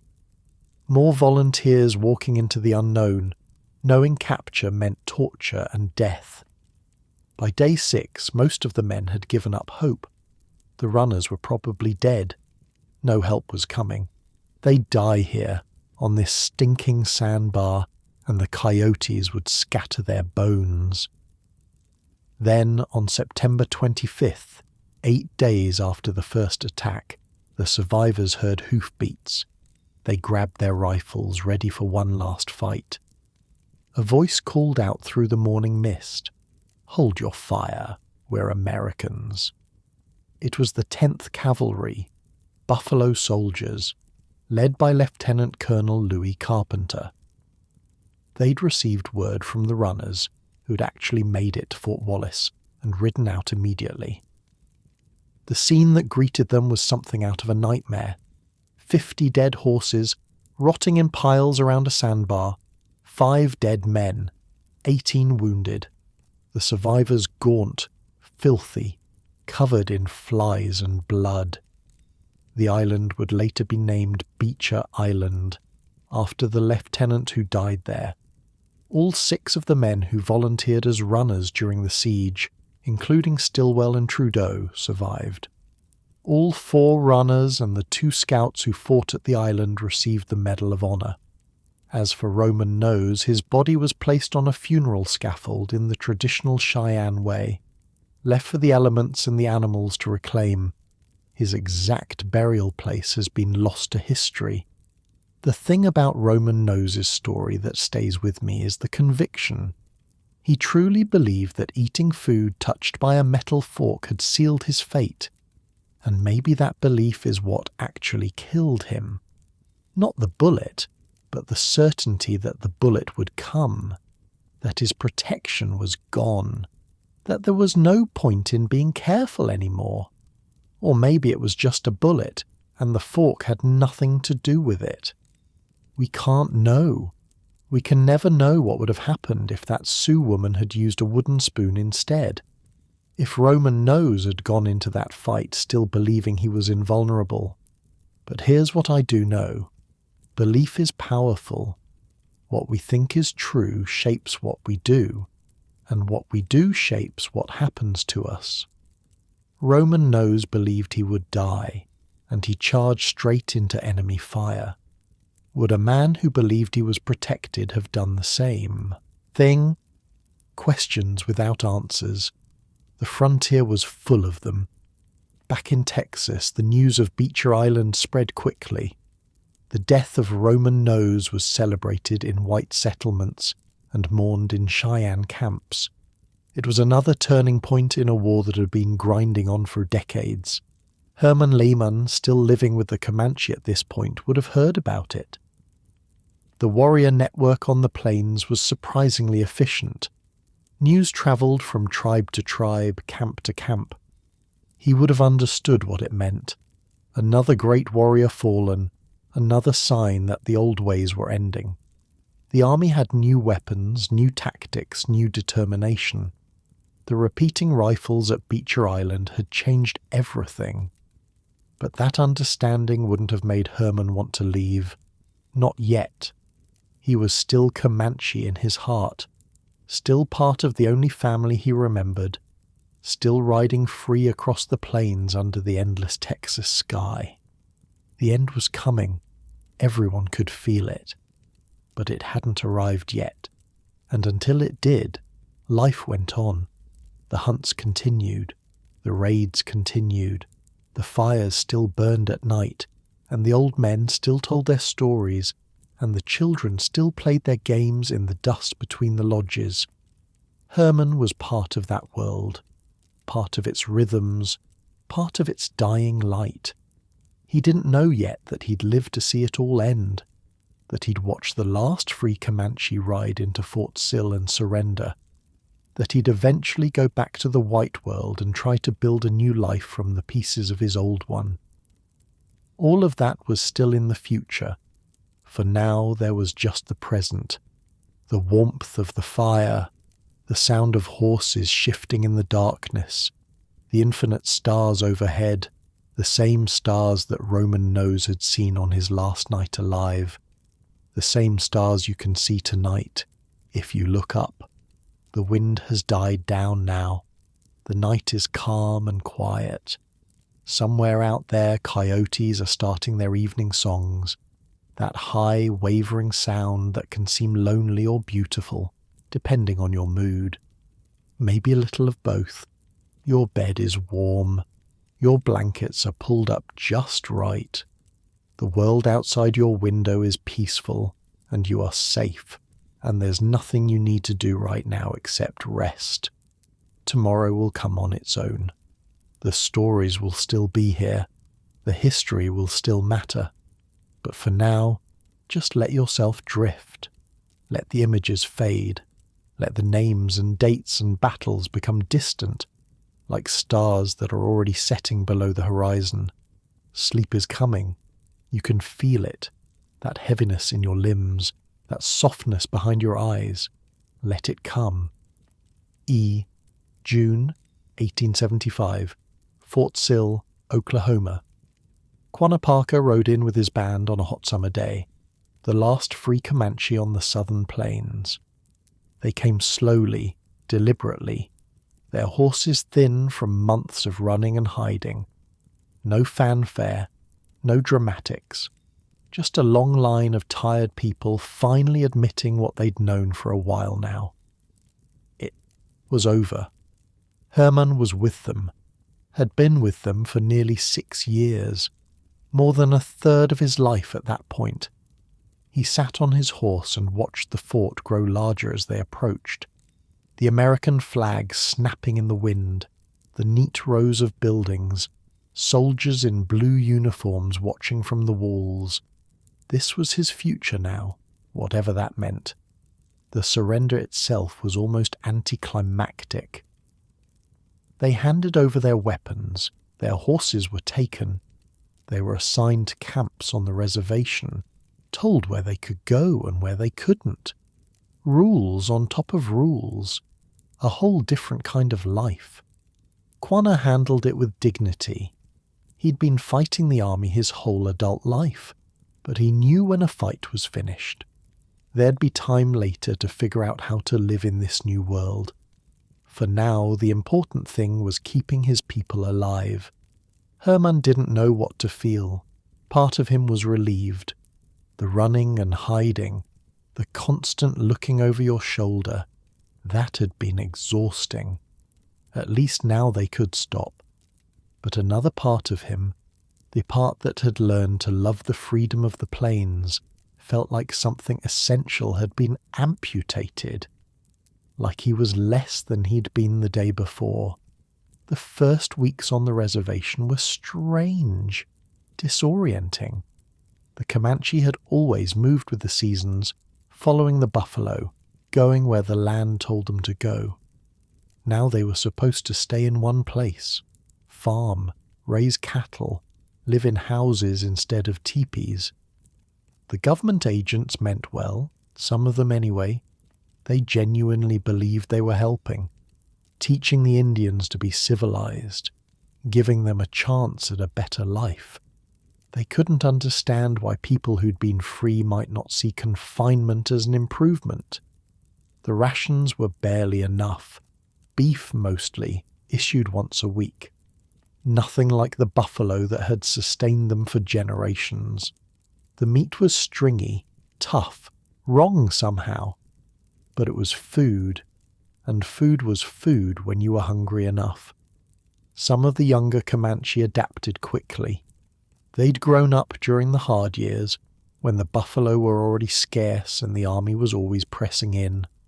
For them, the reservation was just another change in a life that had been nothing but changes. It didn't feel right. None of it felt right.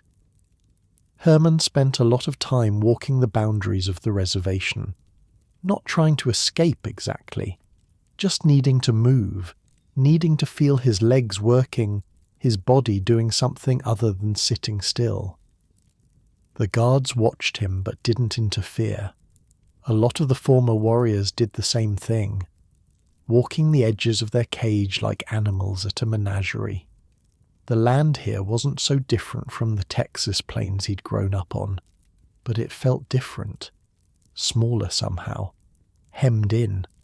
You could see for miles, but you couldn't go for miles. That made all the difference. At night he'd lie awake and listen to sounds that weren't there anymore. No war parties preparing to ride, no buffalo calling in the distance, just the strange quiet of a people who'd lost their purpose. The older warriors took it hardest. Men who'd spent their entire lives raiding and hunting and fighting. Now they were supposed to do what?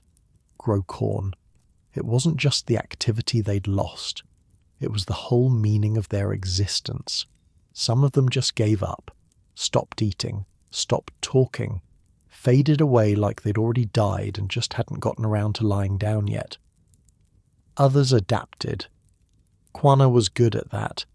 He figured out pretty quickly that the old rules didn't apply anymore, and new rules meant new opportunities.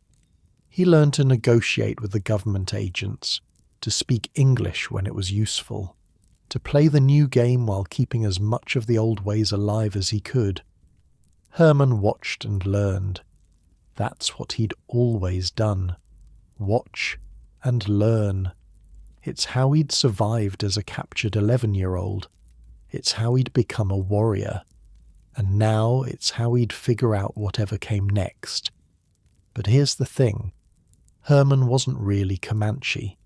He never had been, no matter how much he'd committed to the life. Somewhere out there in Texas, he had a family, a mother, siblings, people who might still be alive despite what Carnivist had told him all those years ago. He started thinking about that more and more. What if they were still out there? What if they were wondering about him? What if there was another life waiting, if he had the courage to reach for it? The army knew about Herman, knew he was a white captive who'd been living with a Comanche.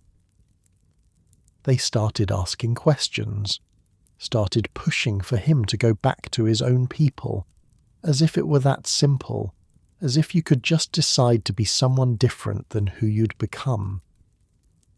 But the pressure kept building, and Herman had to admit, to himself at least, that he was curious. He barely remembered his mother's face anymore, couldn't recall the layout of the farmhouse, but somewhere deep down there was still a connection, a thread that hadn't quite snapped. In 1878, Herman agreed to go back. The army provided an escort, a couple of soldiers who looked almost as uncomfortable as Herman felt. They travelled by wagon, then by train for part of it. Herman had never been on a train before. The noise, the speed, the strange vibration of the rails, It all felt wrong, unnatural, like the world was moving too fast and he couldn't keep up.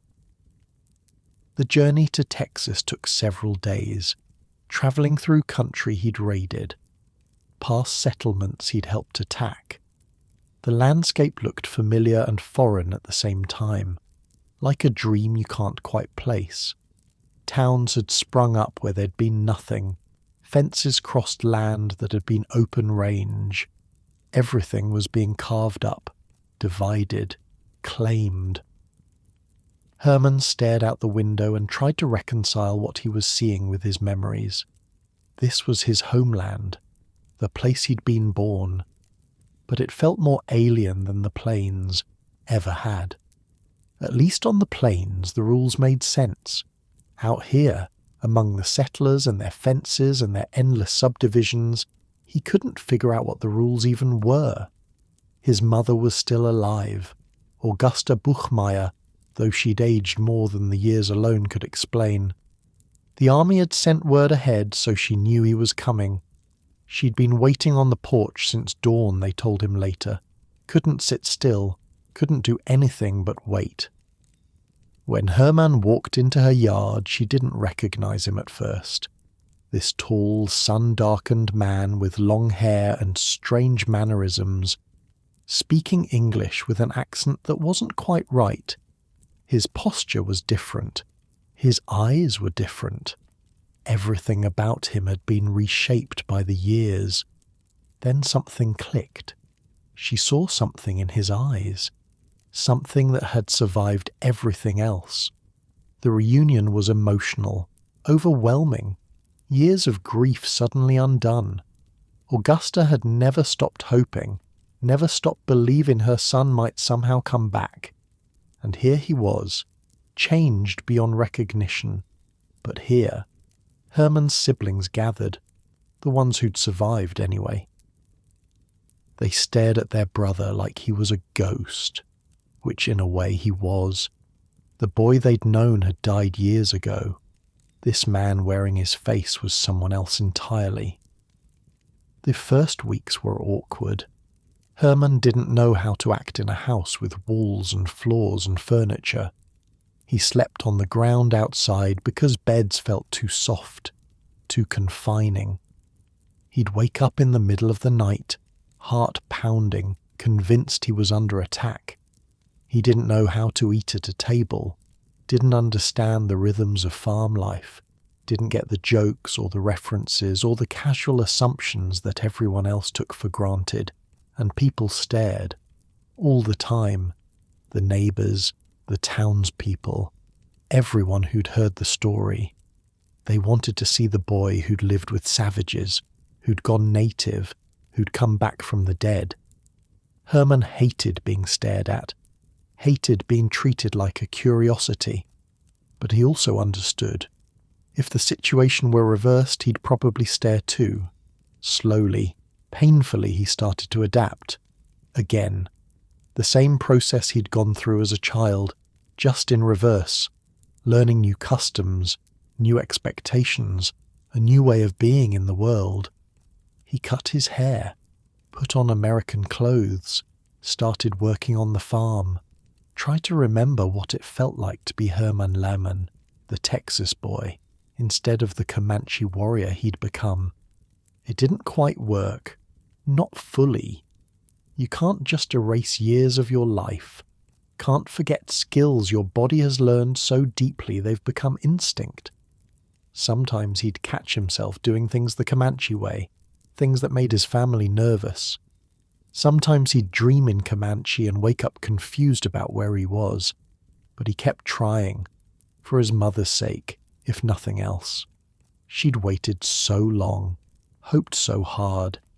The least he could do was try. The nights were the hardest. That's when the old life called to him strongest. He'd lie in bed and remember the stars over the plains, the smell of campfires, the sound of horses and wind and distance, a whole world that existed only in his memory now. He wondered about the friends he'd left behind, the warriors he'd ridden with, Quanah and the others, stuck on that reservation, trying to build new lives out of the wreckage of the old ones. Were they thinking about him too? Or had they already moved on, the way you have to move on when everything changes? The Texas sky at night wasn't so different from the Oklahoma sky or the Comanche sky. Same stars, same moon, same vast darkness that made you feel small and safe at the same time.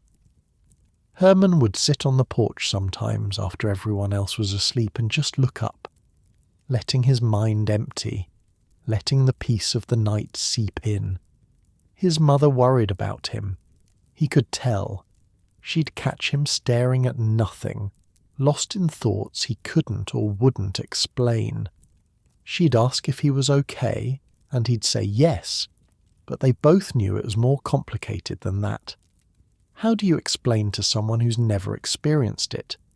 The way a place and a people can get inside you. The way survival rewrites who you are. The way you can belong to two worlds and neither one at the same time. You don't explain it. You just live with it, day by day, finding small comforts where you can. There was a creek near the farm, nothing special, just a little trickle of water moving through the Texas hill country.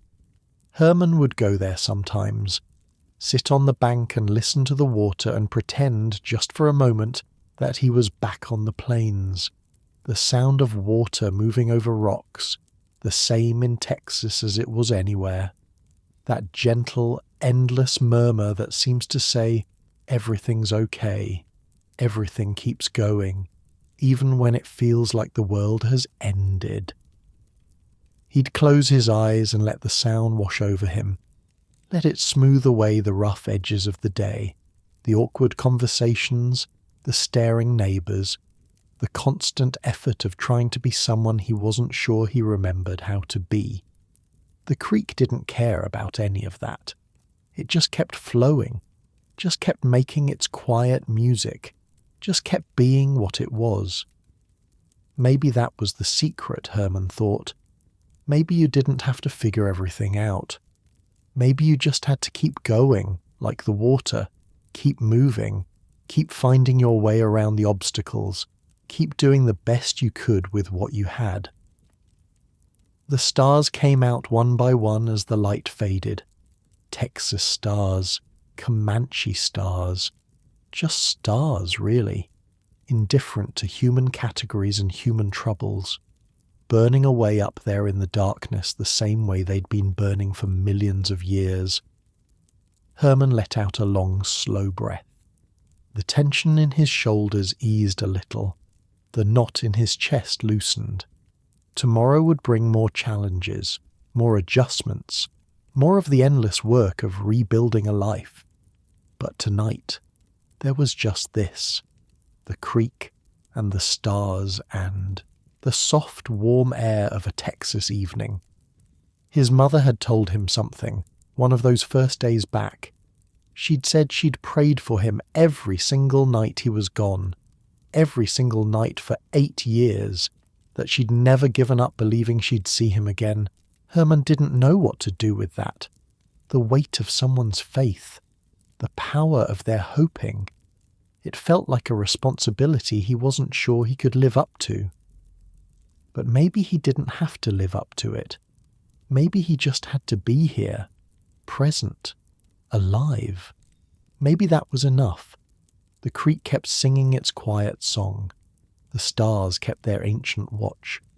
And Herman sat there in the darkness, somewhere between two worlds, trying to figure out how to be whole again. It would take time, maybe more time than he had. But for now, for this one quiet moment, he was okay. The night settled around him like a blanket, soft and dark and full of possibility. The frontier had shaped him, changed him, made him into something he never expected. But it hadn't destroyed him. He was still here, still breathing, still trying. A barn owl called from somewhere in the trees. That strange, wavering cry that sounds almost human if you're not expecting it. Herman had heard owls all his life, in two different lives now. The sound connected them somehow, a thread running through everything he'd been. The crickets were singing their endless chorus, tree frogs adding their higher notes, the whole night alive with small sounds that blended together into something like music, something like peace. His mother had left a lamp burning in the window for him, a small golden glow against the darkness. She did that every night, she'd told him, even when he was gone, especially when he was gone, keeping a light burning for the son she'd never stopped believing would come home. He looked at that light for a long time, thinking about what it meant, the hope it represented, the years of waiting and praying and refusing to give up. Maybe that was the real lesson of the frontier, not the survival skills or the fighting techniques or the hard-won knowledge of how to live in wild country. Maybe it was simpler than that. Maybe it was just about not giving up, keeping a light burning even when there's no reason to believe anyone will ever see it. Herman stood up slowly, brushed the grass off his clothes, took one more look at the stars and the creek and the soft Texas night. Tomorrow would bring more challenges, more adjustments, more of the endless work of finding his place in a world that had changed while he was gone. But tonight, there was a light waiting for him, and that, more than anything else, told him he was home. And on the frontier, whether you were talking about the wild plains or the strange new territory of coming home, that was everything. The years passed the way years do, slowly at first, then all at once. Herman Layman stayed in Texas, got married eventually, had children of his own, worked, farms and ranches across the hill country, doing the kind of labor that would have been unthinkable to the warrior he'd once been, fixing fences, branding cattle, the quiet, repetitive work of making a living. He never fully fit in. People could tell there was something different about him. The way he moved, the way his eyes tracked movement at the edges of his vision, little habits that surfaced without him even noticing. He'd mount a horse from the right side instead of the left, the Comanche way. He'd squat instead of sit when he was thinking. He'd go quiet for long stretches, lost in memories nobody else could see. The neighbours got used to it eventually, stopped staring so much, started treating him like just another farmer, even if they never quite forgot his story. In small Texas towns, stories like that don't go away. They become part of the local folklore. Something people tell visitors. That's Herman Layman over there, the one who lived with the Comanche. Quite a story. Herman let them talk. What else was he going to do? He stayed in touch with Quanah Parker, letters mostly, passed through the reservation system, sometimes visits, when he could manage them. The two men had a bond that went deeper than most friendships. They'd shared a world that no longer existed, had survived things that most people couldn't imagine. That creates a connection that doesn't fade with distance or time. When Herman visited the reservation, it was always bittersweet. Good to see old friends, good to speak Comanche again, to fall back into rhythms and customs that still felt more natural than the white ways. But hard too. Hard to see proud warriors living in small houses, farming patches of land that couldn't possibly sustain them. Hard to see children who'd never known the old life, who thought the reservation was just how things were. Quanah was doing well, all things considered. He'd become a leader on the reservation, a spokesman for his people. He learned to work with the government agents, to navigate the bureaucracy, to advocate for the Comanche within a system that had been designed to erase them. He even built a big house, a star house they called it, with a star painted on the roof so his mother's ghost could find him if she ever came looking. The house had 11 rooms, enough space for his large family and for visitors who came from all over. Quanah had become famous in his own right. Presidents came to meet him. Teddy Roosevelt hunted wolves with him. He travelled to Washington to argue for better treatment of his people. But underneath all that, Herman could see Quanah was still the same man he'd ridden with, still carried the same grief for the old ways, still woke up some mornings expecting to hear horses and found only silence. His mother was Cynthia Ann Parker, a white woman who'd been captured as a child, just like Herman. She'd lived with the Comanche for decades, married a chief, had children. When the Texas Rangers recaptured her in 1860, she never recovered. Spent the rest of her life grieving for the family and the world that had been taken from her. Died of a broken heart, people said. Though maybe it was just influenza. Sometimes broken hearts and viruses work together. Quanah never stopped missing her.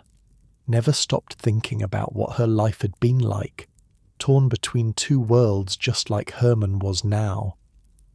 Maybe that's part of why the two men understood each other so well. They'd both seen how complicated belonging could be. They'd both carried the weight of lives lived in between. The frontier was gone by then. Really gone, not just changed. The railroads crisscrossed the plains. The buffalo were extinct or close enough. The open range had been fenced and subdivided and turned into cattle country. You could travel from one end of Texas to the other without ever feeling like you'd left civilization. Herman watched all this happen. Watched the wild country get tamed, inch by inch, year by year. It was like watching a friend grow old and fade away. Not sudden, not dramatic, just a slow erosion of everything that had made the land feel alive. But the memories stayed sharp. Even decades later, Herman could close his eyes and be back on the plains, feel the horse beneath him, smell the sage and the grass and the distant promise of rain, hear the war cries and the thunder of hooves and the silence of the prairie at night. Those memories were a gift and a burden both. They connected him to something important, something real. But they also reminded him of everything he'd lost, the freedom, the wildness, the sense that anything was possible. His children grew up hearing stories, not all of them. Some things Herman kept to himself, but enough that they understood their father was different, that he'd lived a life most people only read about in books. They were proud of him, in their way, even if they didn't fully understand. By 1925, Herman was in his mid-60s, grey hair now, slower than he used to be, but still strong, still capable of things that surprised people who didn't know his history. That summer, a rodeo came to Mason County. The organizers had an idea. What if they got Herman Layman to do a demonstration? Show people what Comanche hunting had looked like. It would be educational, historical, a connection to the past that was slipping away with every funeral. Herman thought about it for a while. Part of him resisted. The old ways were sacred, not entertainment, not something you put on for crowds of gawking strangers. But another part of him wanted people to see, wanted them to understand, even a little, what had been lost, what his other life had been like. He agreed. He hadn't done anything like this in years, decades really, but he remembered how. Some things you don't forget no matter how long it's been. Your body holds on to them, muscle memory deeper than thought. The day of the demonstration was hot, August in central Texas, which means heat that sits on you like a wet blanket.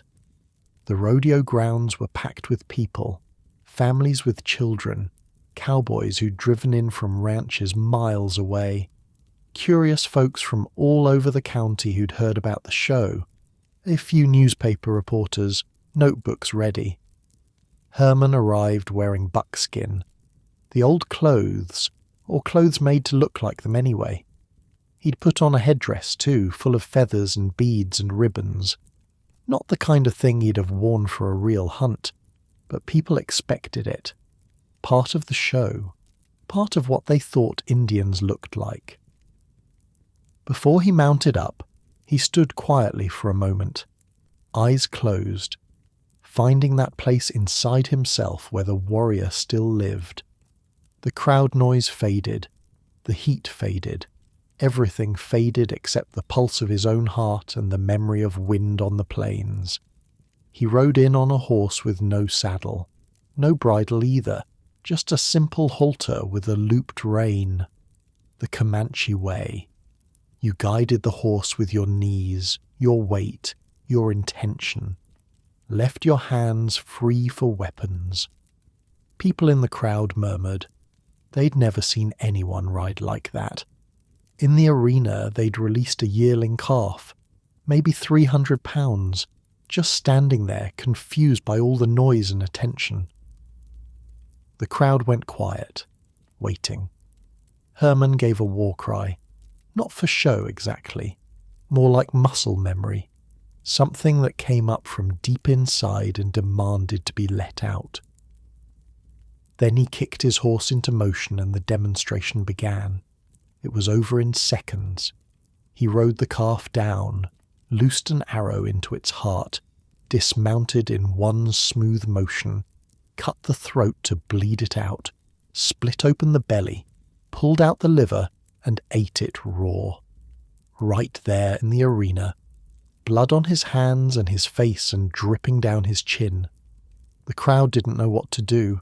Some people cheered, some people looked sick. Most just stared, trying to process what they'd seen.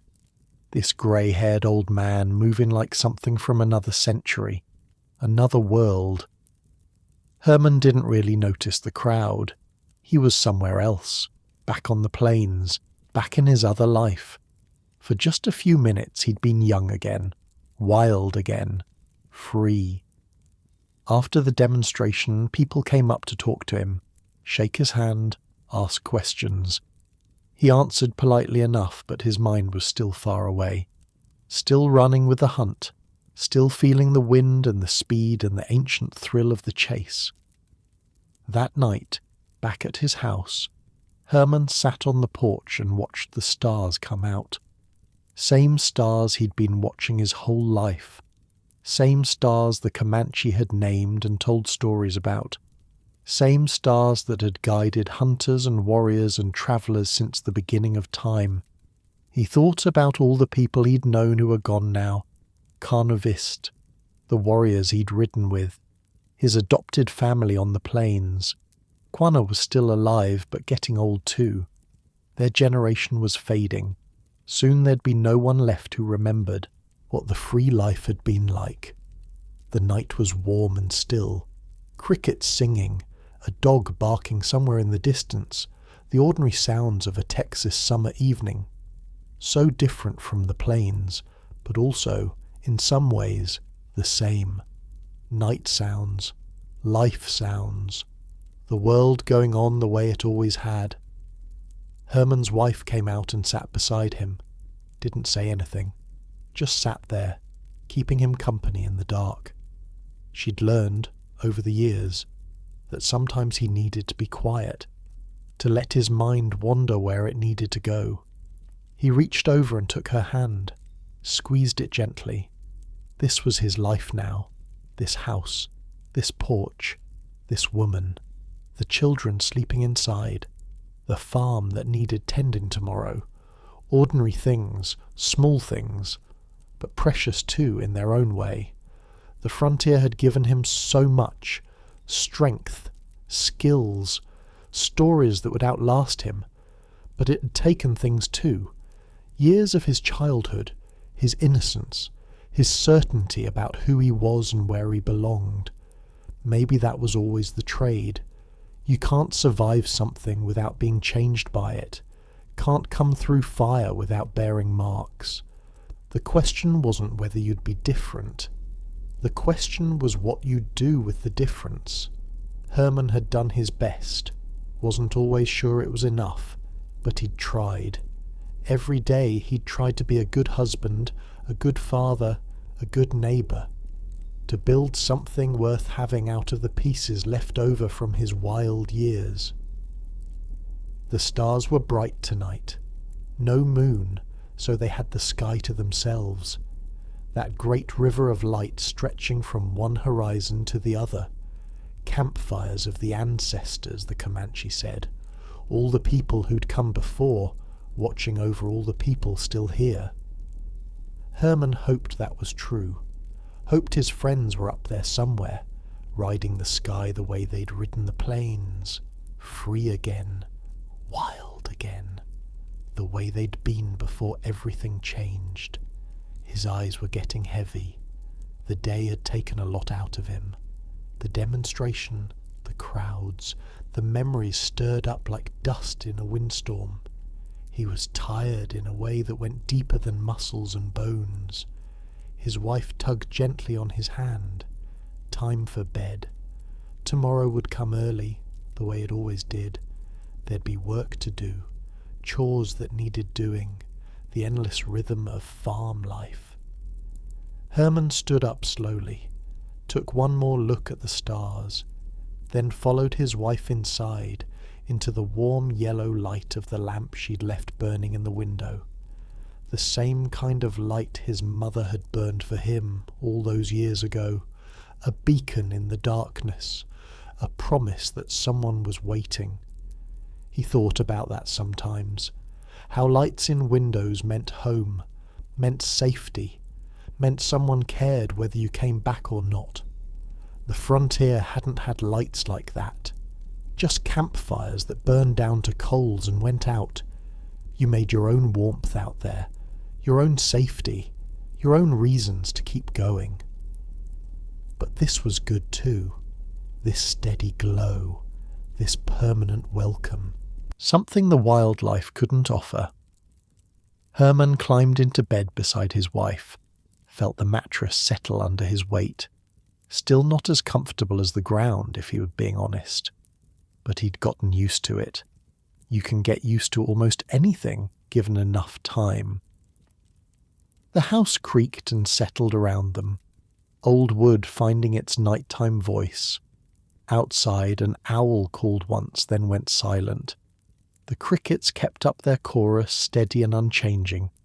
Sleep came easier these days than it used to. The restless energy of youth had faded into something calmer, more patient. He didn't fight the darkness anymore. Just let it come. Let it wrap around him like a familiar blanket. He thought, sometimes, about all the nights he'd survived. All the times he'd lain down not knowing if he'd wake up. On the plains, during raids, in those first terrible days after being captured. Every morning had been a small miracle. Every sunrise proof that he was still here. Now sunrise was just sunrise, predictable, expected. Part of the ordinary rhythm of ordinary days. That was its own kind of miracle when you thought about it. The luxury of taking tomorrow for granted. His wife's breathing slowed beside him, even and deep, the sound of someone at peace. She'd been patient with him all these years, had learned to live with his silences and his strangeness, and his nights when the past pressed in too close. Not everyone would have stayed, but she had. Herman closed his eyes and let himself drift, not thinking about anything, not worrying about tomorrow, just floating in that warm space between waking and dreaming. That gentle borderland where everything softens and blurs. The last thing he was aware of was the wind, soft and steady outside the window, moving through the grass the way it had moved through grass for thousands of years, whispering secrets to anyone patient enough to listen, carrying sounds from far away, or maybe from long ago. The difference didn't seem to matter much in that drowsy space. Then even that faded away, and there was only rest. deep and dreamless and complete. The kind of rest you earn by living fully, by surviving what needed surviving, by finding your way home, wherever home turned out to be. Outside, the stars wheeled slowly overhead. The wind kept whispering. The world kept turning. And Herman Layman slept the sleep of someone who had finally, after all those years, found peace. Herman Layman passed away in 1932. He was 72 years old, died in his bed, in his house, surrounded by family. A peaceful end for a man who'd lived through so much that wasn't peaceful at all. They buried him in a small cemetery in Loyal Valley, Texas, not far from where he'd been captured all those years ago. The land looked different now. Fences everywhere, roads, power lines, but the hills were the same hills. The sky was the same sky. Some things don't change, no matter how much time passes. A few months before he died, something interesting happened. A package arrived in the mail. Inside was a small golden spoon beautifully made with an inscription on the handle. It read, Buffalo Hump Jr. Buffalo Hump had been a Comanche war chief, one of the most feared men on the Texas frontier in his time. He'd led raids that terrorized settlers from San Antonio to the Gulf Coast. In 1840, he'd led the Great Raid of Texas, sweeping through Victoria and Linville, making it all the way to the Gulf of Mexico before the Texans could organize a response. Hundreds of warriors moving like a storm across the landscape. But he'd also been a father, a leader, a man who cared about his people and their future. A man who understood by the end of his life that the old ways couldn't last. Who made peace with the government because fighting had become pointless. Who spent his final years trying to help his people survive in a world that had no place for them anymore. The spoon was a gift for Herman's first grandchild, a gesture from across the old divide, from the people Herman had once lived with to the family he'd built after leaving them. It meant something, that gift. An acknowledgement that the bonds formed on the frontier didn't break just because the frontier was gone. That somewhere in Oklahoma or Texas people still remembered, still cared. Herman kept that spoon for the rest of his life, showed it to people sometimes when they asked about his years with the Comanche, proof that the relationships had been real, that he hadn't just been a captive, a prisoner. He'd been part of something, part of a people, part of a way of life that was gone now but had been real and beautiful in its time. Quanah Parker had died in 1911, 20 years before Herman. His funeral was one of the largest ever held in Oklahoma. Thousands of people came, Comanche and white alike. They buried him next to his mother, Cynthia Ann, whose remains he'd had moved to Oklahoma so they could be together. On Quanah's gravestone they carved the words, "Resting here until day breaks and shadows fall and darkness disappears." A Christian sentiment for a man who'd spent his whole life between worlds, who'd been a warrior and a diplomat, a Comanche chief and an American celebrity, who'd never stopped being both things at once. Herman understood that, the living between, the carrying of multiple selves inside one body. He'd spent 50 years doing it himself, never fully Comanche, never fully Texan, always somewhere in the complicated middle. Maybe that was the real legacy of the frontier, not the violence or the hardship, though there was plenty of both, but the mixing, the blending, the way people from completely different worlds could find common ground when survival demanded it. Kit Carson had died in 1868, only 48 years old, his body worn out by decades of hard living.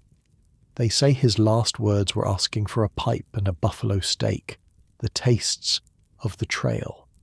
The things that had defined his life, He'd been a lot of things in his time: trapper, scout, soldier, Indian fighter. Some of those things look different now than they did then. History has a way of complicating heroes, but whatever else he was, Carson was a survivor. A man who found his way through situations that should have killed him, over and over, until his body finally said enough. Jack Hayes lived longer, made it to 66, died wealthy and respected in California, about as far from Enchanted Rock as you could get and still be in America. He'd been a ranger, a soldier, a sheriff, a businessman. Reinvented himself every time the world changed. That was its own kind of survival, knowing when to hold on and when to let go. The Buffalo Soldiers kept serving until 1951, over 80 years of distinguished service.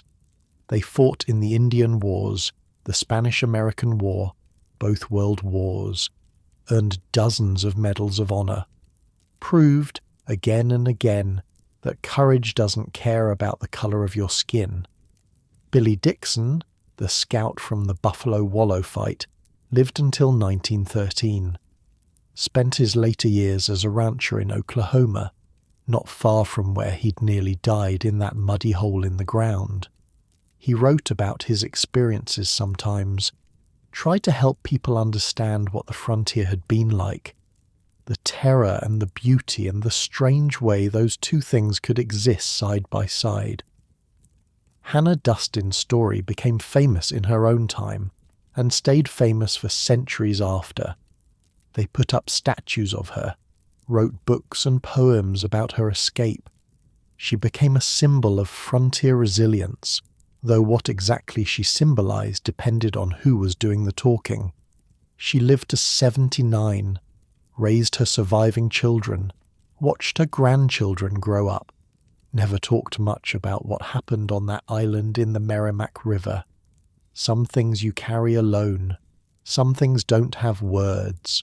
All these people scattered across 200 years of American history, different times, different places, different circumstances, but connected by something, a thread running through all their stories.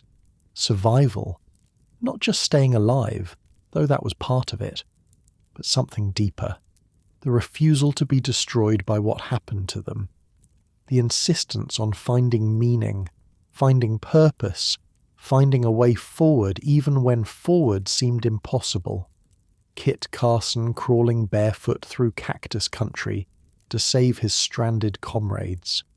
Jedediah Smith watching his entire trapping party massacred and somehow finding the strength to keep going. Jack Hayes wedged into a crevice on Enchanted Rock, cool as creek water while 30 warriors tried to kill him. The Buffalo Soldiers huddling in a muddy wallow, wounded and freezing, holding off 100 attackers through pure stubborn will. Hannah Dustin, 9 days after giving birth, walking through the snow after watching her baby murdered, making a plan, executing it, paddling home, down a frozen river with nothing but determination and a handful of scalps, and Herman, the farm boy who became a warrior, who lost one family and found another, who crossed back over and somehow built a life in between, who carried 2 worlds inside him until the day he died. Each of them faced moments when giving up would have been easier, when the sensible thing would have been to lie down and let the darkness take them, but they didn't. Something in them refused. Some spark that wouldn't go out no matter how hard the wind blew. The frontier tested everyone who came to it, settlers and natives alike. It didn't care about your plans or your hopes or your ideas about how life was supposed to go. It just asked one question, over and over: can you handle this? And if you couldn't, well, the land had ways of moving on without you. But the ones who could handle it, the ones who found their way through, they came out with something. Call it wisdom. Call it strength. Call it the deep knowledge that comes from being pushed to your limits and discovering you have more in you than you thought.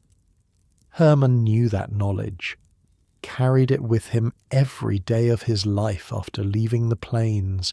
It was in his bones, in his muscles, in the way he moved through the world. You don't survive what he survived without being changed, without being, in some ways, enlarged. His children and grandchildren inherited some of that. Not the skills, exactly. Those were fading with every generation. But the stories, the sense that their family had been forged in something harder and wilder than the comfortable world they lived in. Stories matter. They're how we make sense of things, how we pass on what we've learned, how we connect to people and times we'll never meet. The story of the American frontier is complicated, full of violence and injustice and tragedy, full of people who did terrible things to each other. It's not a simple story, and it shouldn't be simplified, but it's also full of people like Herman Layman, people who found themselves in impossible situations and somehow, against all odds, found their way through. People whose lives show us something about what humans are capable of. The cruelty, yes, but also the resilience, the adaptability, the stubborn refusal to give up.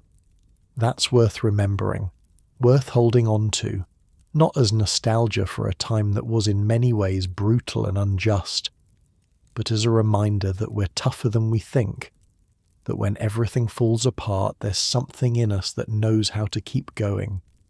The night is quiet now. The stories are told. All those lives, all those struggles, all those moments of terror and triumph and ordinary endurance, they're part of the past now, part of the great river of history that flows on whether we pay attention to it or not. But they're also part of us, part of what made this country, part of the human story that stretches back to the beginning and forward to whatever comes next. Herman, Layman would be over 160 years old now if he'd lived. Hard to imagine. The world has changed so much since he walked it.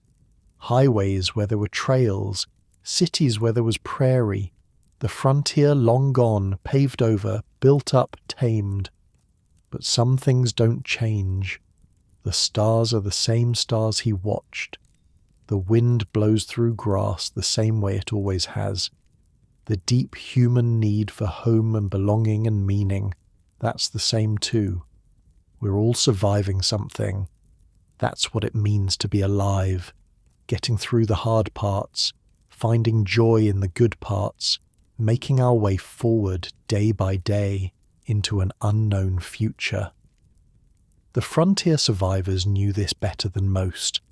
They'd been stripped down to the essentials, had learned through hard experience what really mattered. And what really mattered was simple. Stay alive. Take care of your people. Find moments of peace where you can. Tonight, wherever you are, you have those things. You're alive. You have people who care about you, even if they're far away. And you have this moment, this quiet, this rest. That's not nothing. That's everything. The night stretches out long and dark and full of stars. The same night that covered the plains when Herman rode across them. The same night that covered the New England forest when Hannah Dustin made her escape. The same night that has covered this earth since the beginning. There's comfort in that. In the bigness of it, in knowing that you're part of something that goes back further than memory and forward further than imagination. One small life in the great sweep of time, but precious for all that, irreplaceable. The moon is out there somewhere, doing what it's always done, pulling the tides, marking the months, watching over travellers and dreamers and all the restless souls who can't quite find their way to sleep. The Comanche used to track the seasons by the moon, snow moon, budding moon, leaf moon, names that connected the sky to the earth, the stars to the grass, everything to everything else. We've lost some of that connection, living in our lit-up cities and our climate-controlled boxes. Lost the sense that we're part of the natural world, not separate from it. But the connection's still there if you look for it. Still there in the way your body knows when it's time to sleep. In the way the seasons still change whether you're paying attention or not. In the rhythm of days and nights that's been going on since long before humans existed and will keep going long after we're gone. The stories will keep. They've kept this long. Tomorrow or the next day or the day after, they'll still be there, waiting for someone to tell them again, to find meaning in them again, to connect with those long ago people who struggled and survived and somehow passed something on. Stories are how we defeat time, how we cheat death, a little bit anyway. Herman Layman is gone, but his story is still here, still being told, still meaning, something to people who never knew him and never could. That's a kind of immortality, maybe the only kind that really matters. But for now, rest. Let the night hold you the way it held all those people who came before. Let the quiet settle in like snow falling on a winter prairie. Soft, gentle, covering everything in stillness. Let your mind drift away from words and stories and thoughts into that soft, dark space where dreams begin. That place between waking and sleeping where everything becomes possible and nothing hurts anymore. You're safe here, warm, comfortable. All the dangers of the frontier are far away, in time if not in space. All the struggles of the day are behind you. All the worries of tomorrow can wait. They'll still be there in the morning. They always are. But for now, they're not your concern. Just this moment, just this breath, just the slow, easy slide into sleep. The wind whispers through the grass somewhere out there.